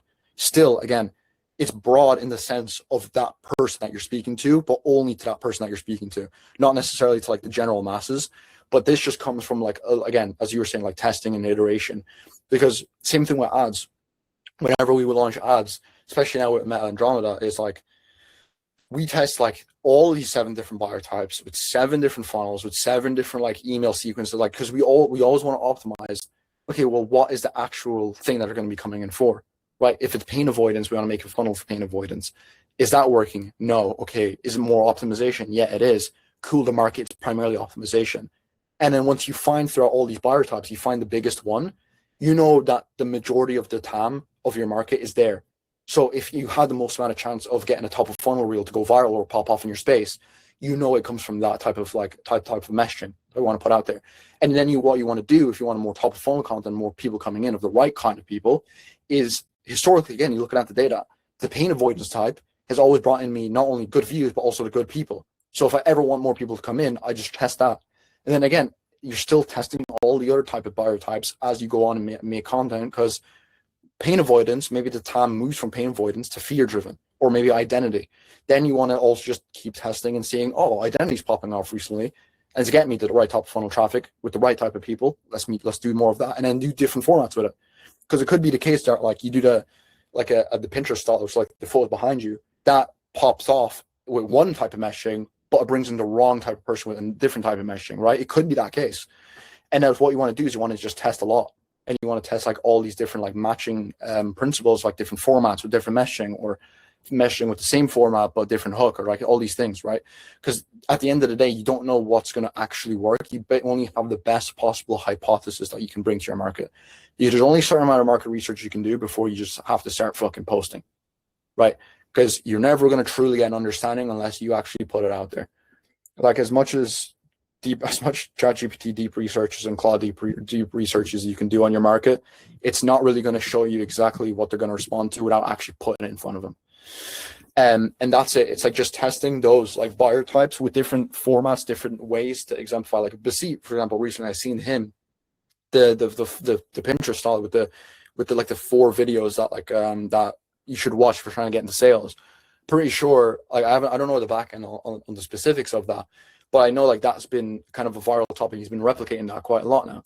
And again, if it's bringing the right people with the right messaging of like people wanting to learn sales, want to look for more information on how to do it, that aspect is what's probably keeping people in. Or maybe it's just the format. And if it's the format that's bringing people in and not the right messaging, and let's say he plays around with the messaging of what he gives away in that Pinterest format, you can see where the intent levels are, right? And you can track of like, okay, this meshing with this format brought in the right people, this one didn't. And then that's the way you want to optimize with top of funnel and like kind of a content strategy. To think about it is you always want to just test these buyer types, and you want to test again incrementally. Massive thing, just tracking. If you don't have these numbers, it's very easy to get lost in the sauce. Very easy to forget what type of content you're making and which is working. And then once you have that, obviously then kind of the things go downstream from that, which we can get into like the middle funnel, bottom funnel, how you optimize that and how do you keep congruency. But does that as like the top of funnel aspect make sense? Yes, it does. Can I actually run through an even more specific example about like looking at my tracking? Yeah. I'm going to share my screen real quick of what I have that I do track. I've not been tracking buyer types, I've not been tracking messaging. I've been tracking, okay, for pre-production, it's format, angle, idea / topic. No, idea is the idea of the video. No, ICP is the I, so it's fake essentially. Format, angle, ICP problem, topic, and then hook. Those 5 things I figure out before I even script the video. And then that's what I'm tracking for, okay, what type of space did we use for this video? That's the only thing on pre-production / messaging. And then when it comes down to like tracking, I'm tracking interactions, interactions, follows. I'll show you the dashboard in a sec, but I'm tracking data of the video, not the who came in through this video. I'm only slightly meshing it together with my lead tracker. Did it give me ICP follows, or at least did an ICP follow come through? Just basic. And what content I've been posting recently. I don't have a specific video to video, ICP to ICP, messaging to messaging, buyer type to buyer type per video. So here's my tracking system. Let me just pull it up on a screen share. I'm just going to do my home screen because I've nothing to hide. There we go. So this is YouTube, but if I go to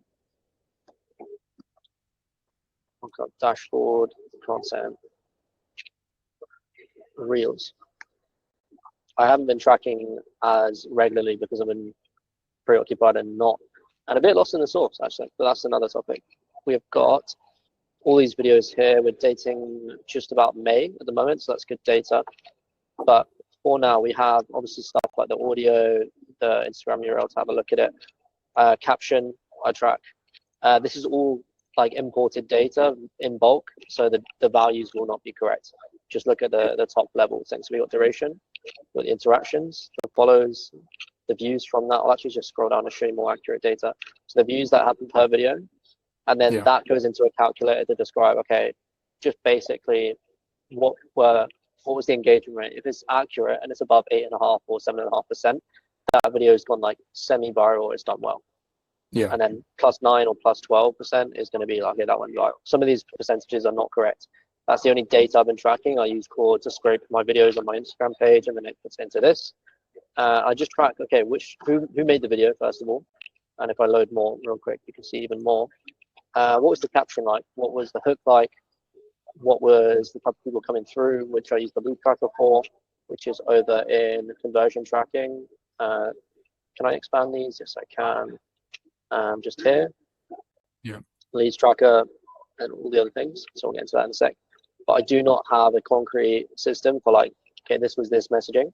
I have that all on frame briefs / what I put in the video to my editors to do, and maybe in my idea list, which is in my other side of content here, which has a database of just like, okay, what ideas are we pushing through the pipeline? Does it have correct core messaging in it?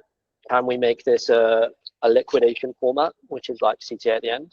And then it's got some threading on there, which I think will be useful to thread together. Because my main problem right now is things are disconnected. So I don't track data, and therefore if one thing breaks, then everything breaks. When figuring out what content to post to get in specifically right people. My lead tracker was connected to my idea list, but idea list was connected, and the scripts from there go straight into this system where my editor looks at what videos they need to make. Then that would be cool. Then I would actually stop spinning wheels with making the wrong content. And this is the data that I've got currently. Do you have any questions on my, or things that you say, nah, get rid of that, shouldn't be using that immediately? Just any questions or thoughts? Like the main thing as well is like you always want to kind of look at is not necessarily, because like again, if the video goes semi-viral or pops off, it's a great indicator, right? If you're bringing in the right people, but as well, it's just conversion rate on the back of like videos and just making sure that that's mapped of like, okay, out of the follows that we had from this video, what's the conversion rate off the back of it? And then like you always want to look at the best metric in terms of like cash collected, right? Like one big thing is like cash per booked call. It's like how much is cash per book call, and you can then relate it back to like a reel or specific content. Like with Jordan, one reel 9 months ago, or not one reel 9 months ago, one YouTube video 9 months ago that we made, right? It was kind of like a full course breakdown. That video, Jordan just keeps giving away like at least once or twice a month just because he just prints money. Because we had it like linked, tracked specifically, a different link on every YouTube video. So they kind of like hire us. So we can see, this was for what? So we can see how many people came through that.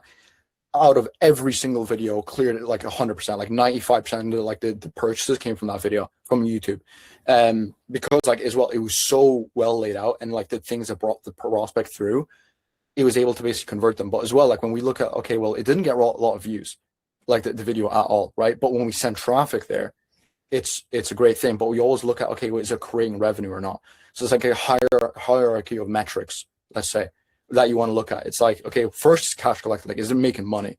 Cool. If it's making money, then there's some priority there. If it's making money, but also kind of a downside of the wrong people coming in, it's like, how can we still keep that aspect and just test against it of keeping the money, but losing the wrong people, right? And then that's what you want to do. But as well, like with tracking and looking at the dashboard, I think is mainly fine. Like having all that data is great. Obviously just adding in the messenger, like the messaging type and like the type of reel and the sophistication of that reel as well, like what you're talking about, is also a big thing. Of like, it's like, are you speaking to someone who's unaware, like an unaware, maybe like a coaching like business owner, where it's more like, you know, they don't really know what's happening, but they just don't.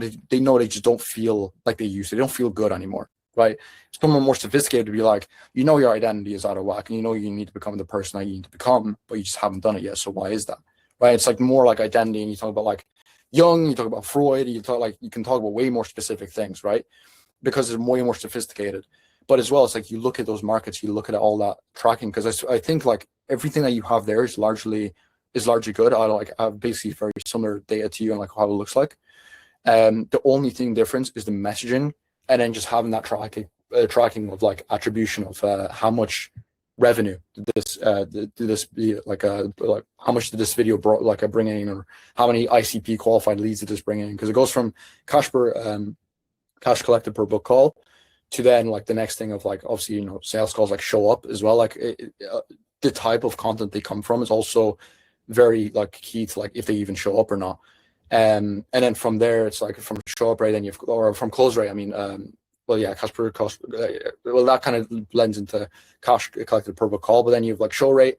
Then from show rate, you've like, okay, the conversations, how many conversations, and you kind of work your way back, right? Of like the most important metrics that you should look at from a content perspective. That's what it would be. Just making your way back through like reverse engineering of like, okay, well, this is good, this is good, this is good. Like, because the show rate shit, but like a show rate shit, and like every other number is shit, right?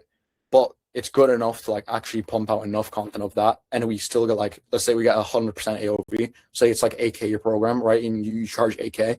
For some reason, you might get the wrong person coming in, or you might get like just like a 200 views from that video. But every time, for some reason, when you post with this meshing and like with a specific format, it gets a buyer in. It's like, well, we can just keep doubling down on that and maybe test against it of like, how can we get 2 people to buy from it? And that only comes from when you now additionally put into the tracker, I guess, is pain in the ass. I know tracking the pain in the ass, but as well, just like, okay, when you're stripping down reels, it's like, what meshing is this for which buyer? Like, what meshing is this, like a buyer type? And then and then there's a sophistication level. And then once you have that, you'll have way more like of an understanding of your content, because then you kind of know like intrinsically what's working. And as well, like the format and everything. Because I think everything you have there is largely good. It's just a more like autistic level meshing things that I have in my head that you should just like look at. It's just that because then, and obviously just kind of optimizing, because I know you had a lead tracker there. It's like, what is actually bringing in the right people, or like people who are buying, and then like finding that. It's like, okay, cool. We know that, again, the main metric of like 3 people booked off this or 3 people purchased off this one reel.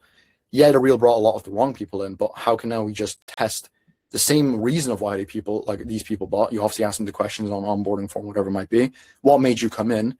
Take that element and just do it a different format, or a different like a reason, maybe less editing, maybe the same thing, less editing. You test out one variable, and then maybe it brings in 5 people, and let's say it limits the damage to like, you know, 100 people coming in, or like maybe interacting, or like maybe like 10 people following of the wrong kind. But the upside is much more, right? Like the balance is higher for the positive end is the negative. So you can look at that and you can be like, okay, well, that is a winning piece of content, because one, at the end of the day, what we want to do with business is just make money, right? So like when we look at the data and then we look at what's performing on the organic side, we always want to look at what's collecting the most cash.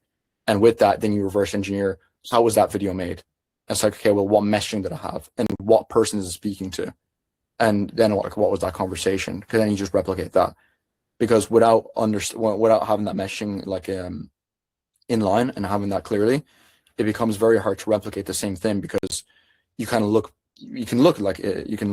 back and actually see what does the benefit of content. Like organic is, you can look back and see, okay, well, let me analyze what actually worked now. So with this new information that you basically, I can imagine you're probably going to go back through every single reel that's worked previously and be like, let me test against this now with different meshing, different buyer types.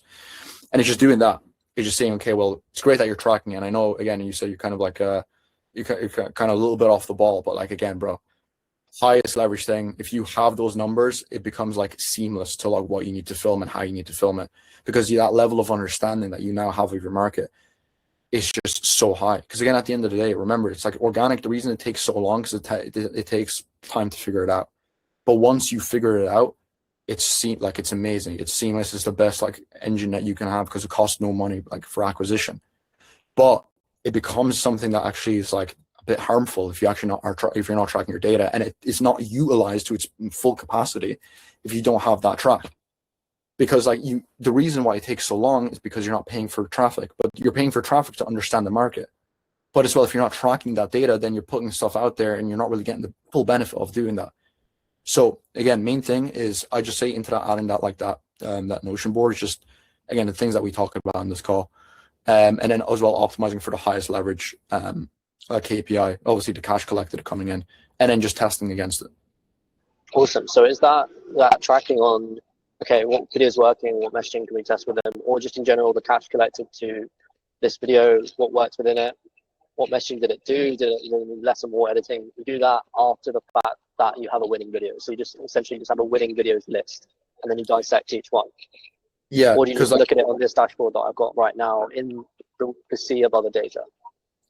yeah, it like what obviously the main things that you look at are the outliers, whether good or bad, just to kind of like direct you with the direction, because you also don't want to be caught in this thing of like you kind of have like the 80% is always going to be 80-20 of like 80% of your content is going to just be like around average or maybe just slightly below, slightly above, slightly below, and as well some are like outliers where they performed really bad or they performed really good. The ones that you want to look at are the ones historically. If you have content, for anyone obviously out there making content, it's like if you have content, look historically for the ones that brought in the most amount of purchases, and then just obviously work your way back of like, okay, well, from everything I learned from this video, it's like, what can I match this to? Like, what is that buyer's hype? What is the reason they came in? Ask the people the questions. And then it's like, I wouldn't get too caught up on looking at like the 80% of everything, because you always want to kind of study the 20%, because one's going to be the most amount of leverage. And then two, it's like think about your time and how much like energy and effort you have in a day. It's like, instead of you studying your reels of like they kind of mildly performed and diagnosing, doing like, because it is a time intensive process to like really understand and really like work through all this. Instead of going through like a lot of that content, it's like look at the best ones and start from there, because we always want to optimize not only for obviously the highest cash collected, but also what takes the lowest amount of time but gives us the most amount of asymmetric return. Because with us, like with content, for us, like for content creators, right, it's like, what's the highest average? Well, just speaking to the camera. Why? Because it reaches the most amount of people. And it's like, why is that the benefit? Well, it's because we can reach more people, which means more revenue, more leads, right? That's why at the top of the game, like you've Tony Robbins, Grant Cardone, say all they do is just speaking stages, webinars. Because like all they have to do is just speak one to many, because it's the highest leverage thing. So they don't need to be in ads manager, they don't need to be looking at organic content. It's because the highest leverage thing. But as well as we also want to do that now, because we also, again, your time is still, even at this like a lower stage where we're at, rather than Grant Cardone, Tony Robbins, it's like we still want to optimize our time because our time is still valuable. But it's like we don't want to get caught in the nitty gritty of like looking at every single piece of data and looking at every single thing. It's just like, okay, what are the things that have worked? Like very clear right now what has worked, and just do those and start with those. If that then brings you nowhere, or if you tried everything and you kind of haven't cracked it, then you can maybe branch into like the other pieces of content and have a look at that. But I'd start with the highest priority things of just what has worked. Right? It might be 2 or 3 reels, but just testing those 2 or 3 reels with all those different combinations of formats and messaging best practices, it's gonna be a lot of testing there alone, right? And if you try to do like every single piece of content you ever made, you're gonna be testing literally thousands of concepts. So you always want to optimize for ones again at the very top. I'd look at like data as a whole, like what topics are working. I'd use it like a general skim info of it's like, okay, cool. It's like I can tell that this topic's getting a little bit more views. Let me just also lead with that. Let me just lead with this. Let me lead with this. Let me lead with the highest number that we're getting. Obviously, coming back to the hierarchy of like data, it's like what it's got of sales. Start there, and then you work your way down of like all the numbers, and then you just optimize for that, right? And then you look at the next one that has views potentially, but not the right buyer. And if it's the right views or the wrong intent person coming through, it's like, well, how do we make the right intent? What is the reels at the top bring the right people in? That's not happening in this reel. And you just match the two and see if that works. At the end of the day, again, as from organic, we have the benefit of just posting as much content out there and just getting back the data. It doesn't cost us anything. We have unlimited return off the back of it. But the thing is just the speed to it, right? It just takes the content, recording it and organic and then posting it and just letting it pick up or like slow down, whatever it might be.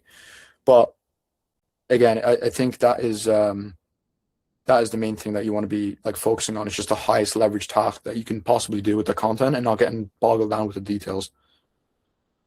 Cool, perfect. That really helps. Simply other thing to add a little bit on tracking attribution to certain videos, what works within them, what brought the most cash, go down the list. Or what worked with outliers. I might just add a little checkbox to say outlier, yes or no, and then put that into a separate section.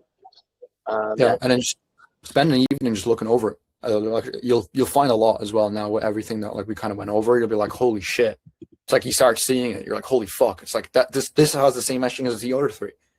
It's like, and then you're like, oh my god, I know what to make, right? And then it's like it's super easy from then on. I'm gonna put you into my. You have the honor of getting a spot on my ideation Claude chatbot. So you're gonna. I've recently gotten those messages from like a lot of the people I work with. It's like, oh, now I have like a mini Cuba. I have a Cuba AI, which is like it's an honor that there's a Cuba AI that's somewhere out there with my teachings and my voice notes and transcripts. We should get the Kuba AIs to do a battle royale to see who can make the better organic content. That's a great idea. Yeah. Now the real question is like, whose AI do I have? Like, who am I replicating? That's the best question to ask. Oh, it's like, man. where am I taking it from? There's the shadow AI somewhere that we're all competing against Kuba, but Exactly. someone else is beating the game from the top down. Because that's all it is. Like at the end of the day, kind of like a side point. It's like nobody's really reinventing the wheel. We're all just getting coached by the guy who's like just a slightly bit above us, or have achieved the things that we want to achieve, and then we're just passing it down to the next generation. Like at first, it was like the Ty Lopez, the Sam Ovens, Frank Kern, like Grant Cardone, like all these guys. And then from Sam Ovens, then like came basically, I guess, the entire space. Like everyone came from consultant.com, right? There's no person that you can never look at that was like, that hasn't went through that program. Like Cole Gordon, you have Ryan Clogg, you have Iman, like Iman's mastermind. Like if you watch an old Sam Ovens thing, you just see like a mini Iman there. It's like, what the fuck? First time I looked at it, I was like, holy shit. And then you find like Charlie Morgan as well. You probably know Charlie Morgan, right? It's like, then you look at him, you look at Easy Grow, and you realize that it was just like 100% rip of just like consultant and up level consulting. After buying his program, I learned that the hard way. No shade, like still amazing program, because it's like the best probably like info product ever made. But again, you just learn that it's like just like evolution of the game. It's like everyone just kind of learns from the guy above them. Then they take all those fundamentals, concepts, principles, and just thought patterns of how they think, pass it on to the next guys and the next guys and the next guys. And we're just setting the foundations for the people coming after us. Which is just like, it's just a game. It's like, I have my AI, then you have like the Kuba AI, and then you have the next AI, then you have the Alex AI, and then your clients have then they have like everything, right? And then your clients, they become mindset coaches, they become identity coaches. Then it's like, then they have their AI. It's just the evolution of the game. And that's why, like, I always say there's no, like, I truly don't believe there's like the market, there's like a massive amount of competition. I just think like the market's big enough. So again, another concept from my mentors, like, market's big enough for everyone. It's like, if you truly think that there's only a certain limited amount of people in your market, you're not thinking big enough, because there is. And like, again, after he said like I was scaling to like $100 million in ad spend into this like very niche market, it was like a software market, and he was doing 100 million in ad spend over the course of a year in this market. It's like, well, I'm selling to coaches. He was selling to like some specific fucking buyer. It's like, fuck me. It's like, if that is able to go to 100 million ad spend, I don't think I'm reaching my time there like soon at all, right? And you just look at that, and it's like, the market's big enough for everyone. It's like, there's not really like a massive thing like competition. The people who come out to me, like kind of like the other, like, I guess, growth ops, that's what we're called now. Thank you, Josh Gavin, or thank you, Eddie Cumberbatch, for making up the new word. But yeah, we're growth ops now. But it's like, you look at like publishers and like everything. I just give away everything. Sometimes I give away clients to one of the people that I work with, or like, he's like, yo, bro, this guy is coming in to do this, or like take this, or like, what should I do here? It's like, what you should do is you should send them to me. It's like, no. It's like, I'll just give them the exact same things of like what they can do, instead of like me just taking the client, like, here, I'll just underhand them and fucking text the client himself, like, yo, Tanner texted me, and he's texting me because I'm the real reason he's going to get you results. And it's like that, right? But it's not. It's like, the market's big enough. It's like, you can take that client, and I'll take like another client. Just as especially now in this time, it's like, bro, the space and this whole like idea of making money online is like, for especially Gen Z and our age demo, that is largely gone. It's like, it's not this impossible thing anymore, because you see people your age with that type of money a lot more than you have historically, and that's like opens your horizons a lot more. And like, there's so much people coming into the space now, into this info coaching space, even how small you could technically think it is. There's still so much coaches coming in every single day. There's a new coach every single day. So I was like an apartment in Bangkok, when I was staying in Bangkok. Some like a random guy, like, he doesn't even know what coaching is up until I explained to him. He's like, I just want to help people, and they pay me money for it. I've seen it like somewhere online. And I was like, that's just coaching, bro. And also, I can give you all my entire system, which is going to allow you to do start selling. Not really. I gave him the free value, which is, again, just an asset in consumption. Just like, then maybe it comes in, but maybe not. But as well, it's like, you always want to, like, the market's always expanding. That's why I just don't think there's like a lot of competition out there as well. Like, in terms of like, oh, it's only finite amounts. Like, once you truly reach that, you don't have to worry about competition. Like, you probably are a league of your own. Like JP Morgan doesn't think about any other bank at this point. It's like they bank the World Bank, right? Like Citigroup and like all these other ones, they might look at them as competition, but like they still make billions of dollars. It's largely like neither here or there. There's going to be people who turn 18 every single year. There's going to be hundreds of millions of them. They're going to come to this, and it's just little fractions of the market. But again, it's not like a massive thing. Until you get to that scale, where like a 1% increment is billions of dollars, it's not really going to make a difference for you now. Yeah, those are optimization buyers. Yeah. The optimization buyers, like the 1%, because like they're just trying to get like the last like 0.1, which is worth 100 million to them, to be fair, which is worth going after. But as well, even then, it's like that's not the highest leverage task there. It's probably like some intern doing that. Like one of my friends, he used to like work at like a investment bank, and like all he was doing was just basically moving numbers on a spreadsheet. But the numbers on the spreadsheet that he was moving was literally connected to an account with like hundreds of millions of dollars in it. And all he had to do was just not fuck up putting that number on that spreadsheet. And that was just 100 millions of dollars. Like the actual like major senior account managers were managing like 50 billion. Yep.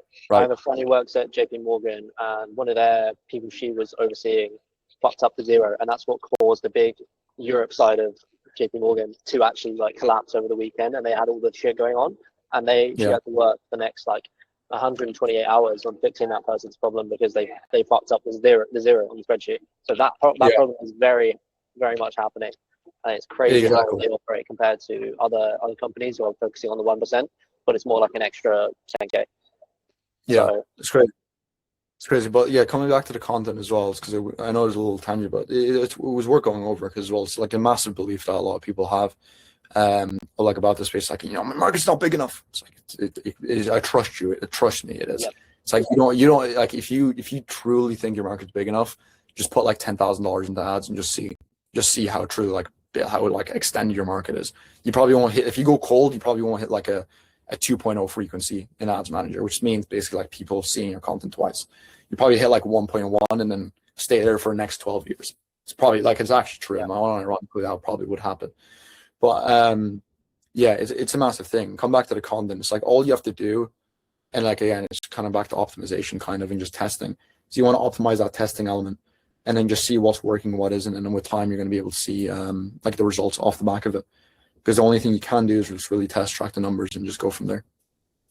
Amazing. And I just want to say, whilst we're like 2 hours into this, anyone else who's watching, who's followed us along, work with Cuba. I did work with Cuba. There's no way, man. If you watch this whole thing, at least from the outside perspective, this guy could go on for hours. I could go on for hours asking him questions about it. Work with Cuba. Yeah. I'm sure there's a link somewhere. But yeah, there's probably going to be a link, and even if you want more information, this is probably like page 20 of 80 off my messaging doc of like what I have as well. So like, yeah, I'll send it over to you as well, by the way, just so you can have a flick through. Because if we actually do sit here, it's going to be the next like 5 hours, and hopefully I get a chance to stop being so misty and cloudy. A chance to explore Tokyo. But when I'm home, fuck me, we're on, bro. Give me the next 8 hours and locked in. Tell you what, if you want to pull through to Marbella next week, we'll do it. We'll run it. No, I'm kidding. Listen, I'm going to be around Ireland. I'm going to be going to the JDS event in August, but I haven't been to Marbella yet. So yeah, probably. I don't know how long you're staying out. We can talk about this like elsewhere, but like, bro, I'm 100% love it. We'll chat about it and messaging. That would be fucking sick to see it. And you're working with Dylan already. He's heading over outside Marbella. I'm sure there's 1 or 2 people who are there, so that was sick. But yeah. What else do you want to go through, or would you like to tie it in a lovely, beautiful boat? I'd probably say tie it. Like the only thing I'd say, I kind of did go over it very slightly because I did open a loop, and I want to promise to close it because I don't want to just leave the audience with nothing. Kind of like at the very end. But as well, just last thing, just meshing like the congruency between the funnel. It's like, for example, I'll just kind of run through it fast. But if the webinars, for example, promising something, which is a recent fix that we did for one of the people I'm working with, right now we're spending $10,000 a week on ads for a biz op. It's like a make money with Instagram offer, right? It's a biz op, and the main thing that when we were struggling with page conversion was that like element of like simplifying and dumbing down the language of like the messaging and like how the prospects are saying it to what they're seeing on the landing page. Because on the landing page it was a bit more technical. It's like, this is how to make $1,000 with a faceless IG content system, right?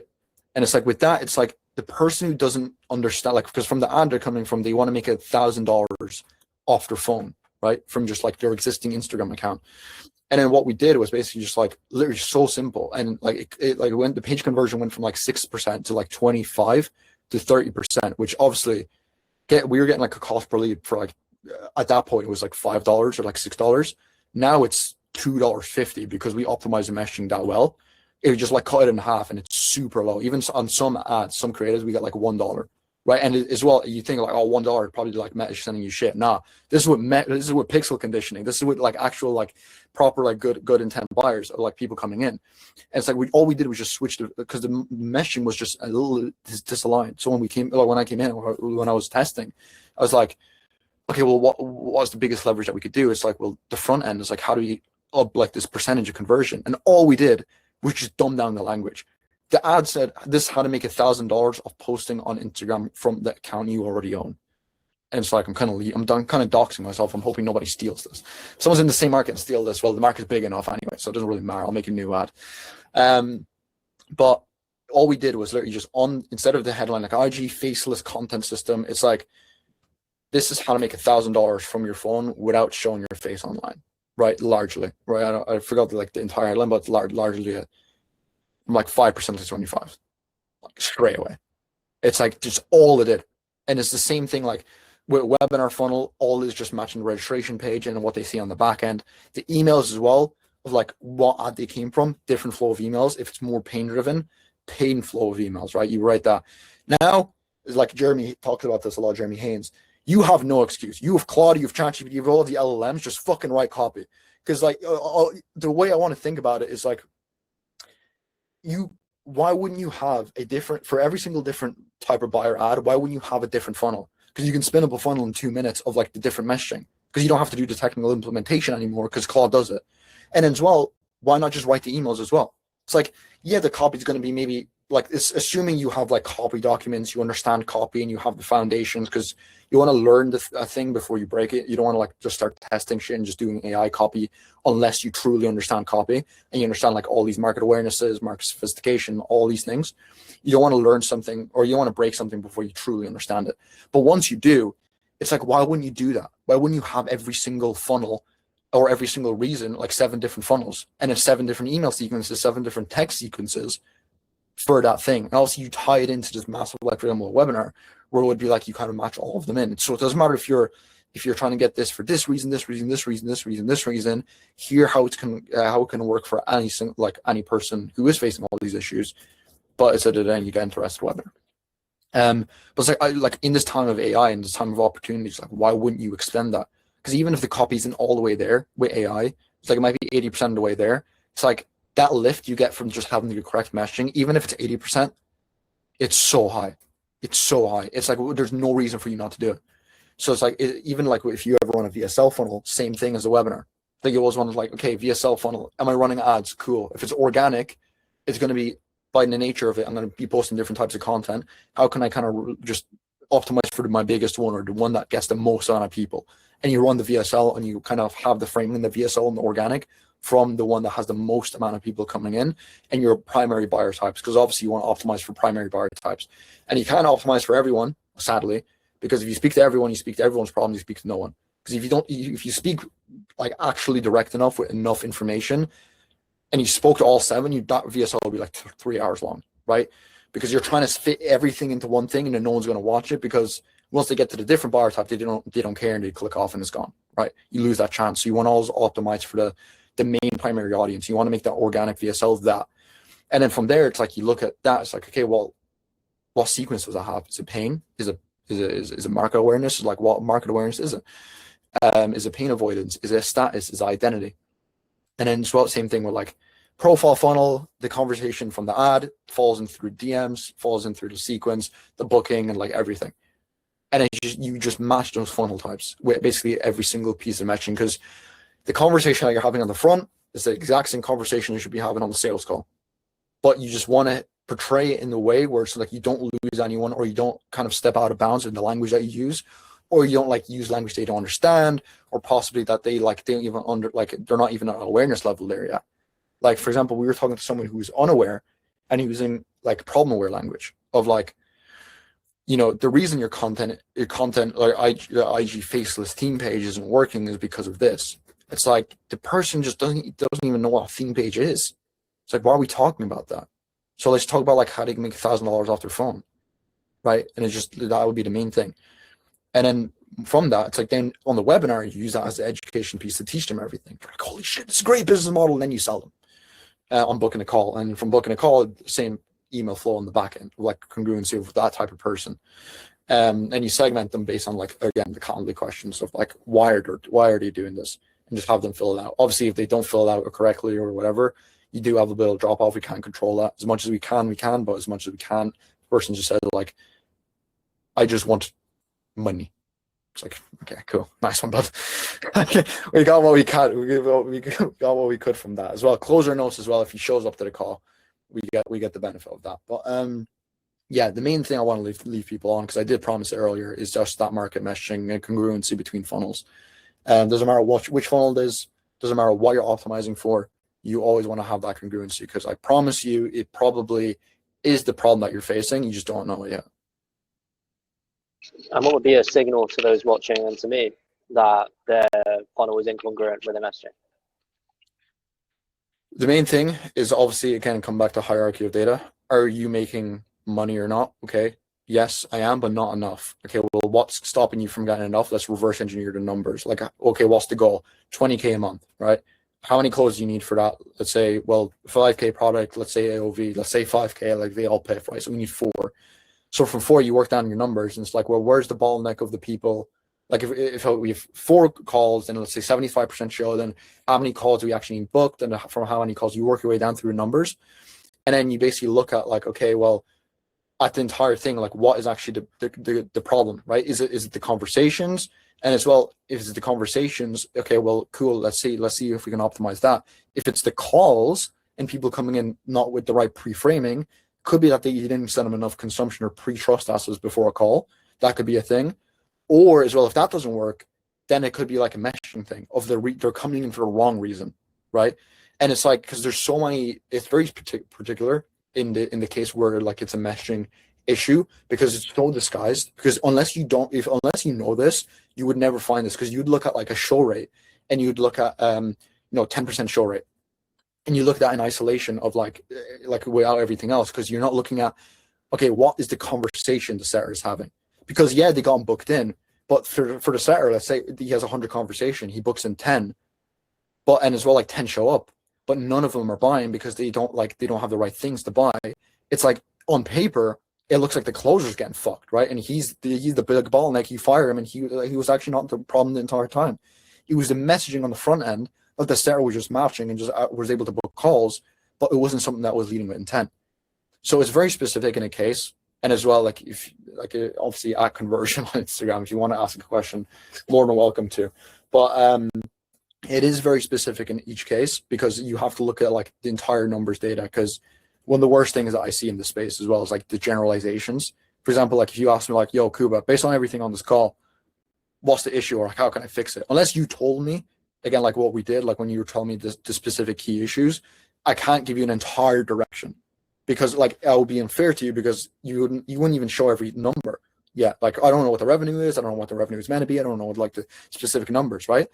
And it's like, it would be wrong for me to give you like a whole business breakdown of what you're meant to do and how you're meant to do it, because some of those things could just not be broken, and they could be working amazing. You just need one thing, and I just fucked that up, right? And I think a lot of people I see as well, like making content, are like, you should do this entire thing. You should change your business. Like, fuck, bro, no. You should just change one thing at a time, and that could be the thing that actually just like supercharges it. Same thing that happened with Jordan, like when he went from 2K to 50K a month with a low ticket and like an ascension on the back. We didn't even do the ascension up until like 30 or 40K. But like the main thing that we did was just one thing. I think his content was already dialed, just very slight tweaks of messaging of closers, because we wanted closers specifically. It was a very slight tweak of messaging there, and just adding in YouTube, and just adding in like the YouTube, obviously YouTube videos, but like done in the right way in terms of like the structure, how they're meant to be done, and the ways they're meant to be done, and the templates I gave him. And then once he implemented those, we obviously had that one killer video I was talking about earlier, and that was the main lever. Didn't have to change anything else though, because like imagine I changed his editing strategy and his fucking content strategy and like everything's like, No, it could just be one thing that changes something in your business that fundamentally changes the course of your entire career. It's like, that's it. It could be as simple as that. Yep. Do you have a skeleton on that document of like, okay, content formats for this specific thing that we're going after? So let's say, for example, I've got YouTube video like structure horrible. I look at my numbers and I realize that my thumbnail and title just not get enough people. We fix the video itself, but thumbnail and title need fixing based on the data. Then I look at my organic and I go like, I won't like go on this question a bit too long, but my organic is also not performing. So therefore, I think traffic as a whole needs solving, and it's not to do with what I've got in the YouTube video or what I've got in the videos itself. It's like my views are down. What do you look at when you know your numbers to realize it's not my closer, for example? That's the problem. It is this specific thing that I know that if I change this one thing, the rest is fine.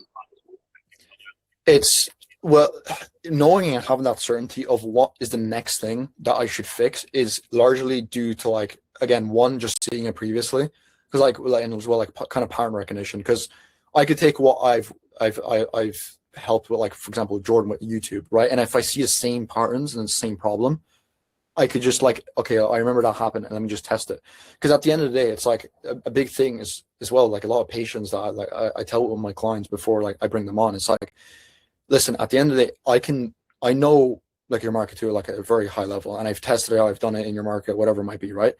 But still, for your demographic of who you're selling to, I have the best possible hypothesis of what can work. And it has worked before and it has worked for other people. Is this going to be the exact same thing for you? Possibly or possibly not. But what we can do is we can bring the best test forward.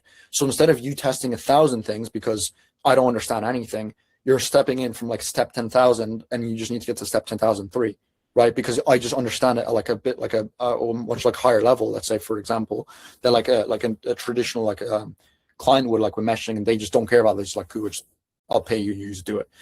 And then they're like they come in there. It's because like the next test that you should do is just the one that, like, obviously one, if you don't have the pattern recognition, if you don't have anything else, the test that you want to just look at is the, again, more optimized for cash collected, cash per book call. And then two is how easy it is and how like asymmetric it is. If I just do this one thing, kind of bring 100 buyers.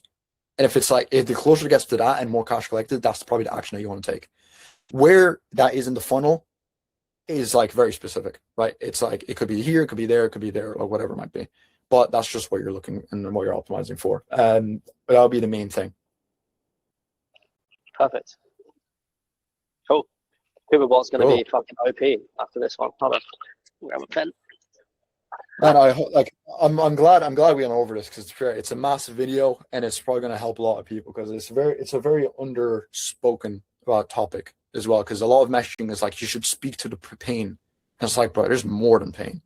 Because then as well, the best thing about this is now you don't have the pain, you can look at other markets, and nobody's talking about to those markets. Everyone's like, if you're a mindset coach, or if you're struggling, if you're like, bro, I'm not struggling.